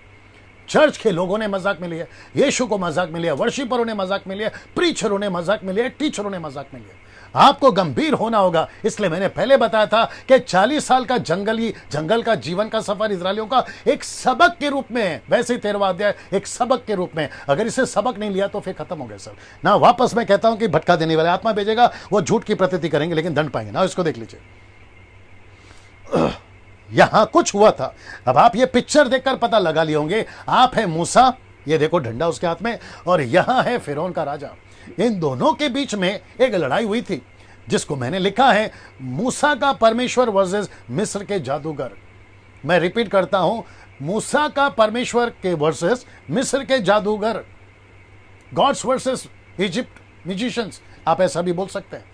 ये ऐसा है। क्या हुआ था आपके बीच में रखने जा रहा हूं। आप सभी को पता है कि मूसा यानी उसके बड़े भाई मूसा ने लकड़ी फेंकी और सांप बन गया। तो इस व्यक्ति ने क्या किया, मैं कनेक्ट क्या कर रहा हूं कि जादू किस लेवल का है, मैं कनेक्ट क्या कर रहा हूं जादू टोना किस लेवल का है, मैं कनेक्ट क्या कर रहा हूं कि अंत के दिनों में चमत्कार किस लेवल पे होंगे, मैं उसको कनेक्ट कर रहा हूं। आइए देखते हैं निर्गमन की किताब उसका 7 का 11 से 12। तब फिरौन ने पंडितों और टोना करने वालों को बुलवाया। मिस्र के जादूगर ने आकर अपने अपने तंत्र मंत्र से वैसा ही किया। उन्होंने भी अपनी अपनी लाठी को डालकर वे भी अजगर बन गए। तो जब उन्होंने लाठी फेंका तो वो भी अजगर बन गए, मतलब सांप बन गए। अब इसको देखिए, पर हारून की लाठी उनकी लाठियों को निगल गए, मतलब हारून का सांप ने जादूगर के सांप को निगल गया। अब इसको देखिए 7 का 22 का कहता है, तब मिस्र के जादूगर ने भी अपने तंत्र मंत्र से वैसा किया, मतलब उन्होंने नील नदी को लाल बना दिया। किसने? जादूगरों ने।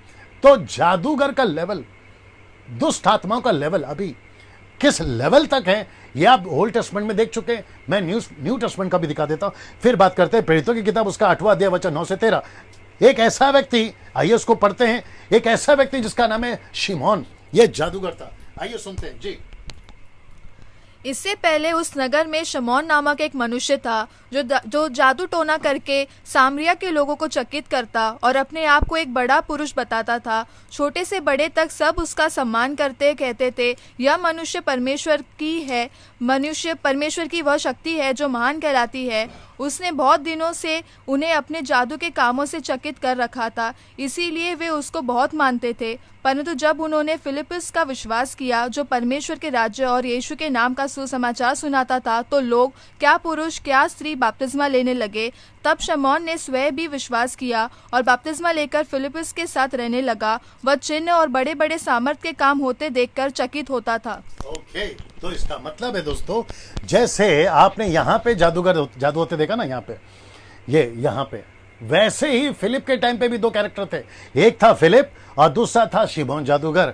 तो फिलिप भी चमत्कार करता था परमेश्वर की सामर्थ से, ये चमत्कार करता था, चिन्ह दिखाता था शैतान की ताकत से, लेकिन ये यहाँ फेल हो गया और फिर अपने सरेंडर किया और अपना जीवन प्रभु को दिया। तो सोच के देखो किस लेवल का जादू टोना ओल्ड टेस्टमेंट में, किस लेवल का जादू टोना न्यू टेस्टमेंट में, ये रख रहा हूं आपके बीच में, और किस लेवल का जादू टोना अभी वर्तमान में, और चौथा किस लेवल का जादू टोना अंत के दिनों में होगा। आप सोच नहीं सकते। और वैसे ही जादू और वैसे ही टोना और वैसे ही चिन्ह चर्च में भी घुस रहे हैं। अब मैं कुछ चीजें बोलने जा रहा हूं, बड़े ध्यान से सुनिएगा। कुछ प्रचारक पानी को अचानक से प्रार्थना करके मीठा बना रहे, जो कि वीडियो भी चला है, बहुत सारा यूट्यूब पे वीडियो चला है। कहते हैं कि देखो हमने पानी को मीठा बना दिया, जैसे शादी में काना में यीशु मसीह ने पानी को दाखरस बनाया, वैसे हमने मीठा बनाया। तो मैं पूछूंगा भाई, आपने मीठा बनाया, परमेश्वर ने बोला नंबर 1, आपने मीठा क्यों बनाया, पर्पस बताइए, नंबर 2, नंबर 3 किसकी सामर्थ्य से बनाया। ये अगर पूछें आपसे, आप तो खत्म हो जाओगे। फिर कहते हैं हमारे हाथ में डस्ट आता है गोल्ड का, ये कहां से आ रहा है। फिर कहते हैं हमारे हाथ में तेल दिखता है, ये कहां से आ रहा है। फिर कहते हैं हाथ में जो है गीला हो गया, पानी आ रहा है, ये कहां से आ गया। ये भी प्रश्न पूछूंगा। क्या ऐसी कोई एक्टिविटीज बाइबल सपोर्ट करती है? ऐसे सारे सुपरनैचुरल चीजों को आपको 3 एंगल से एक्सेप्ट करना है। अगर वो 3 एंगल में ये फिट होते तो एक्सेप्ट करो। सबसे पहला, क्या वचन सपोर्ट करता है? दूसरा, क्या यीशु मसीह ने इसका अलाउ किया है, या यीशु ने कभी घटना को कहा है या ऐसा बताया है? और तीसरा, क्या प्रेरितों ने इसकी चर्चा की है बाइबल के अंदर? एक वचन सपोर्ट करे, दूसरा यीशु ने ऐसा कुछ करा है, और तीसरा आपको बताना है क्या अपोस्टल्स, प्रॉफिट्स, ये जो भी थे, पौलुस, पतरस, यूहन्ना, क्या उन्होंने कोई स्क्रिप्चर लिखा है इसके बारे में कि दैट यू कैन एक्सेप्ट? चांदी का दान सोने का हो जाएगा, 2000 का नोट डबल हो जाएगा, आपके घर के पर्दे का कलर ऐसा है, आपका मोबाइल नंबर ऐसा है, गाड़ी का नेम प्लेट नंबर प्लेट ऐसा है। क्या लगा के रखा भाई? ये सारे जादू आप कर कहां से रहे हैं? और मुझे तो न्यूज़ मिली है कि अफ्रीका में कुछ मुंबई के, पुणे के, नागपुर के, पंजाब के, गुजरात के, साउथ के कुछ पास्टर जाकर अपने सोल को बेचकर आ रहे हैं और ये चमत्कार सीख कर आ रहे हैं। ये सारी न्यूज़ है सर, जो कि बड़ी पैथेटिक कंडीशन में हम लोग हैं आज। मसीह, जिसको पौलुस भी कह रहा है, पतरस भी कह रहा है, यूहन्ना भी कह रहा है, जिसको सावधान रहना बहुत जरूरी है। आप जितने जिसको फॉलो करते हैं ना, एक बार रीचेक करिए उनकी जीवन को, कहां से हो रहा है ये चमत्कार। या फेक है, या फिर क्या कहते हैं उसको, जादू टोना है, या फिर शैतान की ओर से या प्रभु की ओर से। अगर प्रभु की ओर से हो रही है तो बात समझ में आती है, उसका पर्पस क्या है? पर्पस एक ही है, सुसमाचार को स्प्रेड करना, गॉस्पल को स्प्रेड करना, आत्माओं को बचाना, चेला बनाना। अगर इसके लिए चमत्कार, मुर्दे जिंदा हो रहे, आपको सलूट है। लेकिन तुम घर बैठे, टीवी बैठे, मेरे हाथ पे अपना हाथ रखो अभी चमत्कार हो जाएगा, ये बकवास कहां से लेकर आ गया? यहां पर हाथ रखो आपके घर पे पैसा आ जाएगा, ये बकवास कहां से लेकर आए? आपको तेल बेच रहे 200 रुपए का, पानी का बोतल बेच रहे 200 रुपए का, आपका रुमाल में सामर्थ आ जाएगा, जिस कुर्सी पर बैठो वहां पर अभिषेक आ जाएगा। ये तमाशा कहां से लेकर आए भाई? जल्दी सुधर जाओ, नहीं तो फंस जाओगे एंटीक्राइस्ट के चक्कर में। और जो डंडे यीशु अलग से देगा वो तो अलग है, इस बात को समझने की कोशिश करिए ना। इसको देखिए, जादू टोना और छिन्न चमत्कार बड़े जोरों से चलेगा एंटीक्राइस्ट के टाइम पे। इसको पढ़ते हैं 13 का 14 से 15 जी। लिखा है, उन चिन्हों के कारण जिन्हें उस पशु के सामने दिखाने का अधिकार उसे दिया गया था, वह पृथ्वी के रहने वालों को इस प्रकार बरमाता था। किस प्रकार बरमाता था? आप उसकी सीमा नहीं समझ सकते। पृथ्वी के रहने वालों से कहता था कि जिस पशु के तलवार लगी थी वह जी गया है, उसकी मूरत बनाओ। तो इसका मतलब है कि जो एंटीक्राइस्ट मर गया था वो अभी जिंदा हो गया है, उसकी पूजा करो, उसकी जो है मूरत बनाओ। तो जैसे जीसस की मूर्ति आज लगती है, यहां तक कि यीशु के जो ट्रू फॉलोअर्स है ना, वो तक जीसस की मूर्ति रखते हैं। मैं यहां पर एक साफ बात बोलना चाहता हूं, तुम कैथलिक हो तुम सुनो, मैथोडिस्ट हो तुम सुनो, बैप्टिस्ट हो तुम सुनो, न्यू लाइफ हो तुम सुनो, पेंटिकोस्टल, कैरिस्मेटिक, ऑर्थोडॉक्स ब्रदरन, आप जो भी हैं सब सुनो, किसी की फोटो नहीं रखना। वो चाहे यीशु की हो, वो चाहे मरियम की हो, वो किसी संत की हो, किसी की फोटो नहीं रखना। गले पे किसी प्रकार का क्रॉस नहीं पहनना, क्योंकि इससे कोई मतलब नहीं है। क्रॉस यीशु एक बार लटका था, बार बार नहीं। आप क्रॉस लटका कर क्या साबित करो? अपने जीवन से साबित करो कि आप मसीह हैं। क्रॉस लटकाने से क्या होने वाला? और अभी जितनों ने लटकाया उन्होंने क्या कर लिया? मैं सबको जानता हूं सर, ये बात को आप समझिए। किसी की फोटो नहीं होनी चाहिए, ना यीशु की, ना मरियम की, ना गले पे, ना घर पे, ना किसी प्रकार का ऑल्टर, क्योंकि हम मूर्ति पूजक नहीं है। हम यीशु को जो आत्मा है, सच्चाई है, ऐसी आराधना करते हैं। स्टैचू नहीं रखना, ये बात आपको मैं क्लियर कर देता हूं। लेकिन यहां पे वो मूर्ति बनवाएगा किसकी? एंटी क्राइस्ट की। जी, मैं थोड़ा सख्त हूं, मैं थोड़ा गुस्से में हूं। ये टॉपिक ही ऐसा है जिसको आपको समझना बहुत जरूरी है। प्यार से समझाते हैं, नहीं समझते, इसलिए ये तरीका अपनाना पड़ता है जो आपको समझना बहुत जरूरी है ना। लिखा है 13 का 15 में, उसे उस पशु की मूरत में, शब्द को देखो, प्राण डालने का अधिकार दिया गया कि पशु की मूर्ति बोलने लगी। जितने लोग उस पशु की मूरत की पूजा ना करें उन्हें वो मरवा डाले। अब ये लिखा है बोलने लगी। अब ये कैसे बोलने लगी? कौन सा चमत्कार से बोलने लगी? कौन सा साइंटिफिक रीजन से बोलने लगी? मैं नहीं जानता, और मुझे जानना भी नहीं है, और ना ही आपको जानना है, क्योंकि आप और हम यहां नहीं रहेंगे। मुसीबत तो उनकी है जो रह जाएंगे, ठीक है ना? ये बात को समझिए ना। उनकी पूजा करवाए, और जो नहीं करे उन्हें वो मरवा डाले। अब यहां से शुरू होता है, 15 मिनट मेरे पास है, यहां से शुरू होता है इनका टॉर्चर। मैं आपको बताता हूं। ऐसा लगता है कि झूठा पशु एंटी क्राइस्ट की लॉकेट या तावीज बनवाकर सबके गले में पहनवाएगा, ऐसा कुछ। ये देख लीजिए, ऐसा कुछ। मैं इसको कुछ सेकंड रख रहा हूं जी। ऐसा कुछ, ऐसा कुछ। यहां तीनों है, यहां लूसीफर भी है, यहां एंटी क्राइस्ट भी है, और यह झूठा पशु भी है। ऐसा कुछ लॉकेट, ये मुझे बहुत गूगल में ढूंढने के बाद मुझे मिला है, और बिल्कुल सटीक बैठता है ये एग्जाम्पल पे। ऐसा कुछ लॉकेट बनवाएगा। और ये सबको कहेगा। और आपको पता है आजकल के यूथ जनरेशन को लॉकेट बहुत पसंद है, और ऐसा कुछ चिन्ह है ना, ऐसा कुछ चिन्ह है ना, आपका आजकल का थम्स अप पेप्सी था, सलमान खान पेप्सी का ऐड निकालता ना, ये ऐसा कुछ ऐसा पीता है वो। ये सिंबॉलिक किसका है पता है आपको? ये सिंबल किसका है? ये निशानी किसकी है? शैतान की है, ये इल्यूमिनाटीज की है। ऐसे लोगों को पसंद है।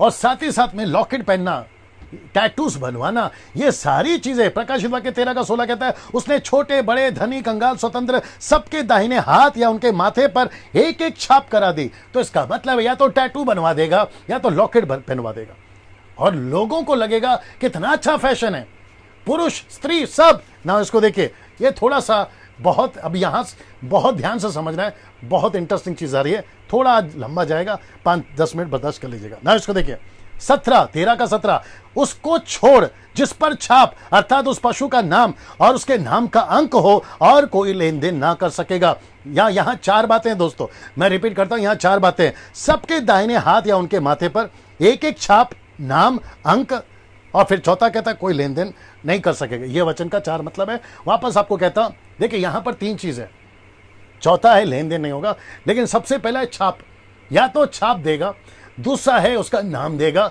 और तीसरा है उसका नंबर देगा। ये देखो, या तो छाप, या तो नाम, या तो अंक, जिसको कहते हैं सील एक, दूसरा है नेम, और तीसरा है नंबर्स, ये देगा। और अगर ये या तो छाप, या तो नाम, या तो अंक जिसके पास नहीं है, वो लेन देन नहीं कर सकेगा। मैं उसको रखने जा रहा हूं, और उस वक्त में क्या होगा मैं आपको बताता हूं। लिखा है 1 गवर्नमेंट, 1 रिलीजन एंड 1 इकोनॉमिक। तो इसका मतलब है एक सरकार होगी, एक धर्म होगा, और सबका पैसा भी एक ही खाते में जाएगा। जैसे आज सबका स्टेट का पैसा अलग अलग है, सबकी राजधानी का पैसा अलग अलग है, सबका अपना अपना क्या बोलते हैं ना, कैबिनेट अलग अलग है, लेकिन उन दिनों में 1 गवर्नमेंट, 1 रिलीजन एंड 1 इकोनॉमिक। तो सोच के देखिए कि ऐसे टाइम पे अगर आपको बिजनेस करना है, वो छोटा हो या बड़ा, रेस्टोरेंट खोलना है छोटा हो या बड़ा, आपको कुछ भी शॉपिंग मॉल खोलना है, कुछ भी, आपको सबका परमिशन लेना होगा, और बिना स्टैंप और बिना छाप और बिना नंबर के लेन देन नहीं कर सकते। ऐसा समय पर छाप, नाम, अंक लेना जरूरी होगा। ये देखो, ऐसे टाइम पे ये लेना जरूरी होगा ना। अगर आपको याद होगा, उत्पत्ति की किताब में 11वें अध्याय में 8 से 10 तक में, यह व्यक्ति का नाम शायद आपने कभी सुना होगा, इसका नाम है निम्रोद। ये वो व्यक्ति था जिसने ये टावर बनाए, ये जिसने टावर बनाए, जिसको कहते हैं बेबीलोन, ये टावर बनाए। और आपको पता है यहां पर भी क्या चलता था? यहां पर यही चलता था, 1 गवर्नमेंट, 1 रिलीजन एंड 1 इकोनॉमिक। यहां पे तो निम्रोद ने कहा था हम एक परमेश्वर, एक रिलीजन और एक ये लेकर चलेंगे। और इनका कॉन्सेप्ट था कि इस तरीके से हम पूरी पृथ्वी पे फैल जाएंगे, ये कॉन्सेप्ट था। तो यही कॉन्सेप्ट शैतान ने अडॉप्ट किया। मैं आपको बता चुका हूं कि बेबीलोन, ये जो है फरास नदी के पास में, सारा खेल यहीं से बिगड़ रहा है, जो कि 17वें 18वें अध्याय में वापस आएगा। ये नदी मैं उसकी जिक्र करूंगा। तो इसका मतलब है कि जैसे यहां पर हुआ था 1 गवर्नमेंट, 1 रिलीजन एंड 1 इकोनॉमिक, वापस से यही एंटीक्राइस्ट यहां पर करेगा। सीधा ये वापस करेगा, यहां पर सिर्फ नाम बदल जाएगा, ये निम्रोद है और वो एंटीक्राइस्ट हो जाएगा ना। जो छाप नहीं लेगा वह दोषद्रोही होगा। मैं रिपीट करता हूं कि जो छाप नहीं लेगा वो देश विरोधी हो जाएगा, यानी कि उसको एंटीक्राइस्ट घोषित कर दिया जाएगा, उसको आतंकवादी घोषित कर दिया जाएगा। और संविधान में और कॉन्स्टिट्यूशन जिसको कहते हैं इंग्लिश में, एक ऐसा बना दिया जाएगा कि आपको स्टैंप लेना ही है। आपका हर चीज 666 से जुड़ा होगा, आपका हर चीज 666 से जुड़ा होगा। Bank account, passport, Aadhaar card, ration card, ATM card, उसमें सब दिख रहा है। वहां सब ठीक है कि कुछ है उल्टे सीधे लोग? ठीक है, मैं वापस आता हूं कि ऐसा कॉन्स्टिट्यूशन आ जाएगा, संविधान आ जाएगा, जहां पर डिक्लेयर कर दिया जाएगा अगर जो एंटीक्राइस्ट का छाप नहीं लेगा, 666 या तो छाप, या तो अंक, या तो नंबर, जो नहीं लेगा उसको जो है देशद्रोही घोषित कर दिया जाएगा। ऐसी धारा लग जाएगी ना। ये सारी चीजें आपको समझना होगा। एक्टर्स, पॉलिटिशियंस, सपोर्ट्स, क्षमा करें, स्पोर्ट्स पीपल, ये सभी इस एंटीक्राइस्ट को प्रमोट करेंगे। इनके ऊपर गाने बनेंगे, इनके ऊपर इनके नाम का टैटू बनेगा, इसके ऊपर फिल्में बनेगी। लेकिन ये सब कुछ होगा सिर्फ 3.5 साल, ये सब कुछ होगा सिर्फ 3.5 साल के लिए। मैं रिपीट करता हूं, एक्टर सपोर्ट करेंगे, पॉलिटिशियन सपोर्ट करेंगे, स्पोर्ट्स पीपल सपोर्ट करेंगे, जो है उनकी प्रोमो बनाएंगे, या फिर साथ ही साथ में ये इनकी टैटूज बनेगी, फिल्में बनेंगे, इनके ऊपर गाने बनेंगे। न्यूज चैनल पर एंटी क्राइस्ट को हीरो बनाया जाएगा। आप सोच नहीं, आज हीरो कौन है? स्पाइडरमैन। आज आप बच्चे किसको पसंद करते हैं? ही मैन। किसको पसंद करते हैं? सुपरमैन। किसको पसंद करते हैं? बैटमैन। ये सारे जो है ना कार्टून्स, उस वक्त में ये सब ऐसे गायब हो जाएंगे।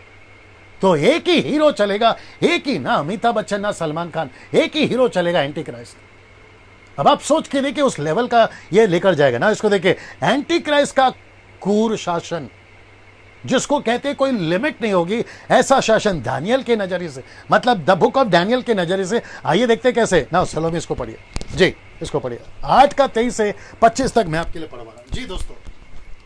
और उन राज्यों के अंत समय में जब अपराधी पूरा बल पकड़ेगा, तब क्रूर दृष्टि वाला और पहली बूझने वाला एक राजा उठेगा। उसका सामर्थ्य बड़ा होगा, परंतु उस पहले राजा का सा नहीं, और वह अद्भुत रीति से लोगों को नाश करेगा और सफल होकर काम करता जाएगा और सामर्थियों और पवित्र लोगों के समुदाय को नाश करेगा। उसकी चतुराई के कारण उसका छल सफल होगा और वह मन में फूल कर निडर रहते हुए बहुत लोगों को नाश करेगा। वह सब हाकिमों के हाकिम के विरुद्ध भी खड़ा होगा, परंतु अंत को वह किसी के हाथ से बिना मार खाए टूट जाएगा। ओके, तो इसका मतलब है कि दोस्तों एंटी क्राइस्ट का जो राज्य है ना, देखो क्या लिखा, मैं आपके लिए वापस से कुछ चीजें बता देता हूं। राज्य, उन राज्यों के अंत समय में, ये देखिए, जब अपराध पूरा बल पकड़ेगा, ये देखो, अपराधी पूरा बल पकड़ेगा, एंटी क्राइस्ट अपने पूरे उफान में आ जाएगा। पीक जिसको कहते हैं ना, जबरदस्त जोर में होगा। चीता है, रिछ है, शेर है, मैं आपको उसका कॉन्सेप्ट बता चुका हूं। तब क्रूर दृष्टि वाला और पहली बुझाने वाला, मतलब ये पहली बुझाने वाला, मतलब लोग समझ नहीं पाएंगे, कभी ऐसा तो कभी वैसा। एक राजा उठेगा, सामर्थ्य बड़ा होगा, परंतु उस पहले राजा का सा नहीं, अद्भुत रीति से लोगों को नाश करेगा। सी, अद्भुत रीति से, ये शब्द पढ़ लीजिए, अद्भुत रीति से नाश करेगा ये लोगों को। कौन से लोगों को नाश करेगा? जो इसकी छाप नहीं लेते, जो इसका नंबर नहीं लेते। मुझे जितने मसीह लोग सुन रहे हैं अभी, मुंबई से, पुणे से, नागपुर से, AP, KP, MP, UP, Goa, Jammu Kashmir, Nepal, Pakistan, Sri Lanka, UK, Italy, आप जहां से देख रहे हैं सर, फिजी, ऑस्ट्रेलिया, और साथ ही साथ में वो सभी लोग जहां तक ये वीडियो पहुंचेगा यूट्यूब और फेसबुक के माध्यम से, वो अद्भुत रीति से लोगों को सताएगा। क्या इस वक्त में जब आप मुझे सुन रहे हैं, आपका जीवन ठीक है आत्मिक तौर पे? जरा चेक करिए। आपका रिश्ता प्रभु के साथ में कैसा, जरा चेक करिए। आपका जीवन, कितनी सारी बुराइयां हैं, उसको चेक करिए। क्या आज आपका मोबाइल साफ है? उसमें उल्टे सीधे पिक्चर तो नहीं है? आपका कनेक्शन कितनों के साथ में? शादीशुदा पति से बात कर रहा हो, शादीशुदा पत्नी से बात कर रहा हो, जवान लड़कों से बात कर रहा हो, जवान लड़कियों से बात कर रहा हो। आपका जीवन, आपका फोन, आपका कैरेक्टर, आपका जीवन चरित्र कैसा है, जरा एक बार चेक करिए। नहीं तो ये व्यक्ति आपको लिखा है ना, अद्भुत रीति से लोगों को नाश करेगा। फिर कहता है और सफल होकर काम करता जाएगा, मतलब वो अपने काम में सफल भी होता जाएगा। सामर्थ्य और पवित्र लोगों के समुदाय को नाश करेगा। इसका मतलब है वो चर्चेस को नहीं छोड़ेगा, वो इजराइल का चर्च हो या फिर पूरी दुनिया का, उसको नहीं छोड़ेगा, और बड़ी चालाकी से फिर। लेकिन अंत देखो क्या लिखा है कि फिर अचानक से उसका अंत भी हो जाएगा, वो खत्म हो जाएगा। वो यीशु की बात हो रही है, मैं बताऊंगा 19वें अध्याय में ना। इसको देखिए, तब वह राजा अपनी इच्छा के अनुसार काम करेगा, अपने आप को सारे देवताओं से ऊंचा और बड़ा ठहराएगा। सारे देवता, मैं इसलिए बता रहा था ना, हिंदू, मुस्लिम, सिख, ईसाई, बुद्धिस्ट, पारसी, आदिवासी, यहूदी, आप जो भी हैं, ये सारे देवताओं के ऊंचा, सारे देवताओं से ऊंचा अपने आप को करेगा। फिर तुम अपना अपना लेकर नाचते बैठना। अभी तो समझा रहे, नहीं समझ में आ रहा। उस वक्त में ये सबको लेकर सबके ऊपर अपने आप को घोषित करेगा। फिर कहता है, वरन सब देवताओं के परमेश्वर के विरुद्ध भी अनोखी बातें कहेगा। मतलब जितने देवताओं को 33 कोटि हो या 36 कोटि हो, आप जिसको लेके चलते, सारे देवताओं के परमेश्वर के विरुद्ध भी अनोखी बातें करेगा। अब आप समझ जाइए ये क्या करेगा। और जब तक परमेश्वर का क्रोध ना हो जाए, तब तक उस राजा का कार्य सफल होता रहेगा, यानी एंटी क्राइस्ट का काम सफल होता रहेगा। क्योंकि जो कुछ निश्चय करके ठाना हुआ है वह अवश्य ही पूरा होने वाला है, वह अवश्य ही पूरा होने वाला है ना। इसको देखिए, दानियल का 11 का 37, यह बहुत इंपॉर्टेंट है। लिखता है, वह अपने पुरखाओं के देवताओं की चिंता नहीं करेगा। साथ ही साथ ये इंटरेस्टिंग है, साथ ही साथ ना स्त्रियों की प्रीति की कुछ चिंता करेगा और ना कुछ। तो मुझे ऐसा लगता है, मैं शायद गलत भी हो सकता हूं, लेकिन मुझे ऐसा लगता है कि ये व्यक्ति ऐसा पुरुष है जिसको कहते हैं गे, ये औरत से शादी नहीं करेगा, क्योंकि लिखा है स्त्रियों की प्रीति से इसको कोई लेना देना नहीं, ये स्त्रियों के चक्कर में नहीं पड़ेगा, ये पुरुष से शादी करेगा, जिसको गे कहते हैं, जिसको लेस्बिन क्या कहते हैं उसको, वो शादियां जो आजकल सरकार ने भी घोषित कर दी है, ये वैसा कुछ होगा। ये वचन के वसीले से बोल रहा हूं, बाकी आप समझदार है। चिंता करेगा ना किसी देवता की, क्योंकि वह अपने आप ही को सबों के ऊपर बड़ा बनाएगा। ये देखिए, ये है आपका एंटी क्राइस्ट, आपका मतलब वचन की बात कर रहा हूं, ये है एंटी क्राइस्ट। ऐसा ना, इसको देखिए, जो एंटी क्राइस्ट को मानेगा, मतलब जो उसकी पूजा करेगा उसको मानेगा, उसके लिए भी देखो क्या लिखा है, जो कोई उसको माने उसे वह बड़ी प्रतिष्ठा देगा, मतलब वो हीरो बन जाएगा, वो फेमस हो जाएगा, बिल गेट्स बन सकता है, टाटा अंबानी की तरह लाखों करोड़ों पैसे आ सकते हैं। जो कोई एंटी क्राइस्ट की पूजा करेगा, उसको मानेगा, वह बड़ा प्रतिष्ठ हो जाएगा, मतलब फेमस हो जाएगा। ऐसे लोगों का वह बहुतों के ऊपर प्रभुता देगा और अपने लाभ के लिए देश को बांट देगा। मतलब वो अगर किसी को हीरो बनना है, एंटी क्राइस्ट की पूजा करो, हीरो बन जाओ। पैसा कमाना है, एंटी क्राइस्ट का छाप ले लो, पैसा मिल जाएगा।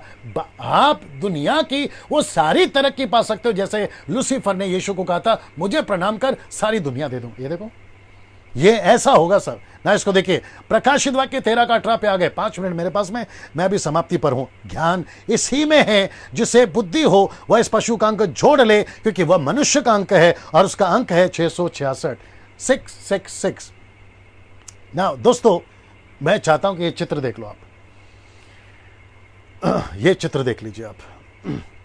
अगर आपको थोड़ा सा पता चल गया होगा, ये है राजा सुलेमान और ये है रानी सीबा, जो कि राजा सुलेमान के पास में बहुत सारा गोल्ड आता था, बहुत सारा गोल्ड, सोना आता था। आपको पता है, जो प्रति वर्ष जो गोल्ड आता था ना, उसकी जो क्या कहते हैं केजीज तुलना, किलो, उसको कितना नापा जाता था। क्योंकि कुछ लोग कहते हैं एंटी क्राइस्ट का जो नंबर है वो सिर्फ प्रकाशित वाक्य में, जी नहीं, यहां पर भी है, लिखा है। दूसरा इतिहास 9 का 13 कहता है, जो सोना प्रति वर्ष सुलेमान के पास पहुंचाया करता था, उसका तौल यानी कि केजी 666 होता था। 666 इसका किलो है ना, 666। तो इसका मतलब है कि ये जो नंबर है 666, और कहता है कि जिसे बुद्धि हो वो अंक को जोड़ ले। मैं इसके ऊपर बहुत सारा और भी ला पा रहा था, लेकिन देखिए, एक ही चैप्टर पे पूरा का पूरा 1.5 घंटा चला गया। अब आप अंदाजा लगाइए क्या मसाला इसके अंदर। फिर कभी आराम से उसके ऊपर और वीडियो बनाऊंगा, लेकिन आखिरी में मैं कुछ बताकर मैं समाप्ति पर हूं। ये देख लेते पहला ना, ये चित्र देख लीजिए। सबसे पहले विकारियस, ये जो शब्द है ना, विकारियस फिलीदी, ये लैटिन वर्ड है। मैं वापस पढ़ देता हूं आपके लिए। विकारियस फिलीदी ये लैटिन वर्ड है, जो कि रोम में चलता है, और कैथलिक जो रोम में है, उनकी जो लोकल लैंग्वेज है वो लैटिन है। तो उसके पोप जो टोपी पहनते हैं, वो टोपी पर यह नाम होता है, ये नाम, ये देख लीजिए, ये नाम। और अगर इसको नंबर को, ये नंबर देख लीजिए, ये स्पेलिंग है, आपको मैंने बता दिया, विकारियस फिलीदी, ये इंग्लिश वर्ड है। और जो रोम का लेटर होता है, अगर वो कौन से लेटर कितने नंबर पर आता है, जिसका वी आता है 5 पे, आई आता है 1 पे, सी आता है 100 पे, ए आता है 00, ए 50, 10, ऐसा करते अगर आप काउंट करोगे तो इसका टोटल नंबर आता है 666। अब आप समझे होंगे मैंने क्यों कहा कि जो 50% एक रिलीजन है अभी पूरे दुनिया में, उसके सपोर्ट से झूठा मसीह आएगा, और वो झूठा मसीह सपोर्ट करेगा पूरे वर्ल्ड में जितने भी उस डिनोमिनेशन के, उसको वो कन्विंस करेगा कि एंटी क्राइस्ट ही सेकंड कमिंग जीसस है। और वो सभी अभी उसकी प्लेटफॉर्म तैयार हो रही है।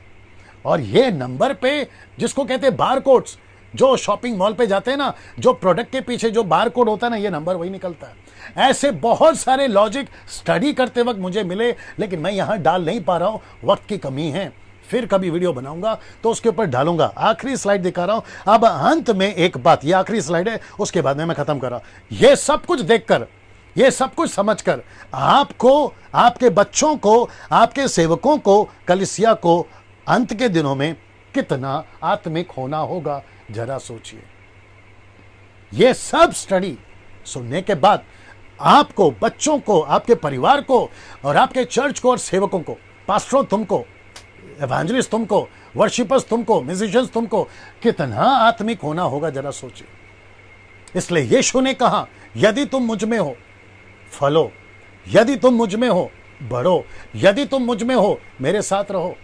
मैं कुछ रिक्वेस्ट रखना चाहता हूं, बड़े ध्यान से सुनिए, मैं समाप्त कर रहा हूं। मैं कुछ रिक्वेस्ट रखना चाह रहा हूं। अगर आपके बच्चे कार्टून्स ज्यादा देखते हैं, उनको रोकिए। आपके बच्चे बाइबल कम और सांसारिक चीजों में ज्यादा है, उनको रोकिए। साथ ही साथ आपके चर्च के बच्चे यूथ पिकनिक, एंटरटेनमेंट, फिल्मी गीत, पास्टर्स बी केयरफुल। आपके चर्च के यूथ का आप लोग फोन चेक करें कि कौन से पिक्चर के गाना सुनते हैं, और एवरी डे पाप के ऊपर, पवित्रता के ऊपर, धार्मिकता के ऊपर प्रचार करिए, ताकि कलीसिया ऐसे चक्कर में ना पड़े। मैं वापस कहता हूं, आत्मिकता की जो लेवल है उसको बहुत ऊंचा करिए। आप आधा घंटा प्रार्थना करते थे, 2 घंटा, 1.5 घंटा करिए। आप बाइबल पढ़ते थे 1-2 चैप्टर, 40 चैप्टर पढ़िए। आप जैसे अपनी आत्मिकता बढ़ा सकते हैं बढ़ाइए, क्योंकि दिन नजदीक है, कठिन समय है। मुझे नहीं पता इस चैप्टर के ऊपर मैं वापस कब बात करूंगा। अगर ये आखिरी चैप्टर है इस सीरीज में मेरे तरफ से, अगर ये आखिरी चैप्टर है और मुझे नहीं पता मैं वापस कब प्रचार करूंगा इसके ऊपर। खैर, कल तो आएगा अगला चैप्टर, 14, 15, 16 जो चलेगा वो तो चलेगा। लेकिन अगर ये आखिरी चैप्टर है मेरी तरफ से, आप जितना इसको सीरियस ले सकते हैं लीजिएगा। जी दोस्तों, बहुत बहुत धन्यवाद। आप लगातार 6 दिन से सुन रहे हैं। आज का 6वां दिन है। बड़ी तादाद में आप लोग सुन रहे हैं। काफी व्यूअर्स, मैं समझता हूं 2.5 लाख, जब से स्टार्ट किया हूं 2.5 लाख लोग अभी तक देख चुके हैं इस टीचिंग को, प्रकाशित वाक्य की पुस्तक को। ऐसा ही बने रहें। संडे लास्ट है, मैं वापस कह रहा हूं, संडे लास्ट है, फिर देखते क्या होता है, ठीक है ना। ऐसा लेके चलते कि संडे लास्ट है। मेरे साथ बने रहें। कल रात को 8 बजे फिर मुलाकात होगी। ठीक 8 बजे हम आपसे मुलाकात करेंगे 14वें चैप्टर के साथ। प्रभु आपको बहुत आशीष दे। शेयर करना मत भूलिए, लोगों तक फॉरवर्ड करिए, जितनी तादाद में फैला सकते हैं फैलाइए। प्रभु आपको आशीष दे। कल मुलाकात होगी। जय मसीह।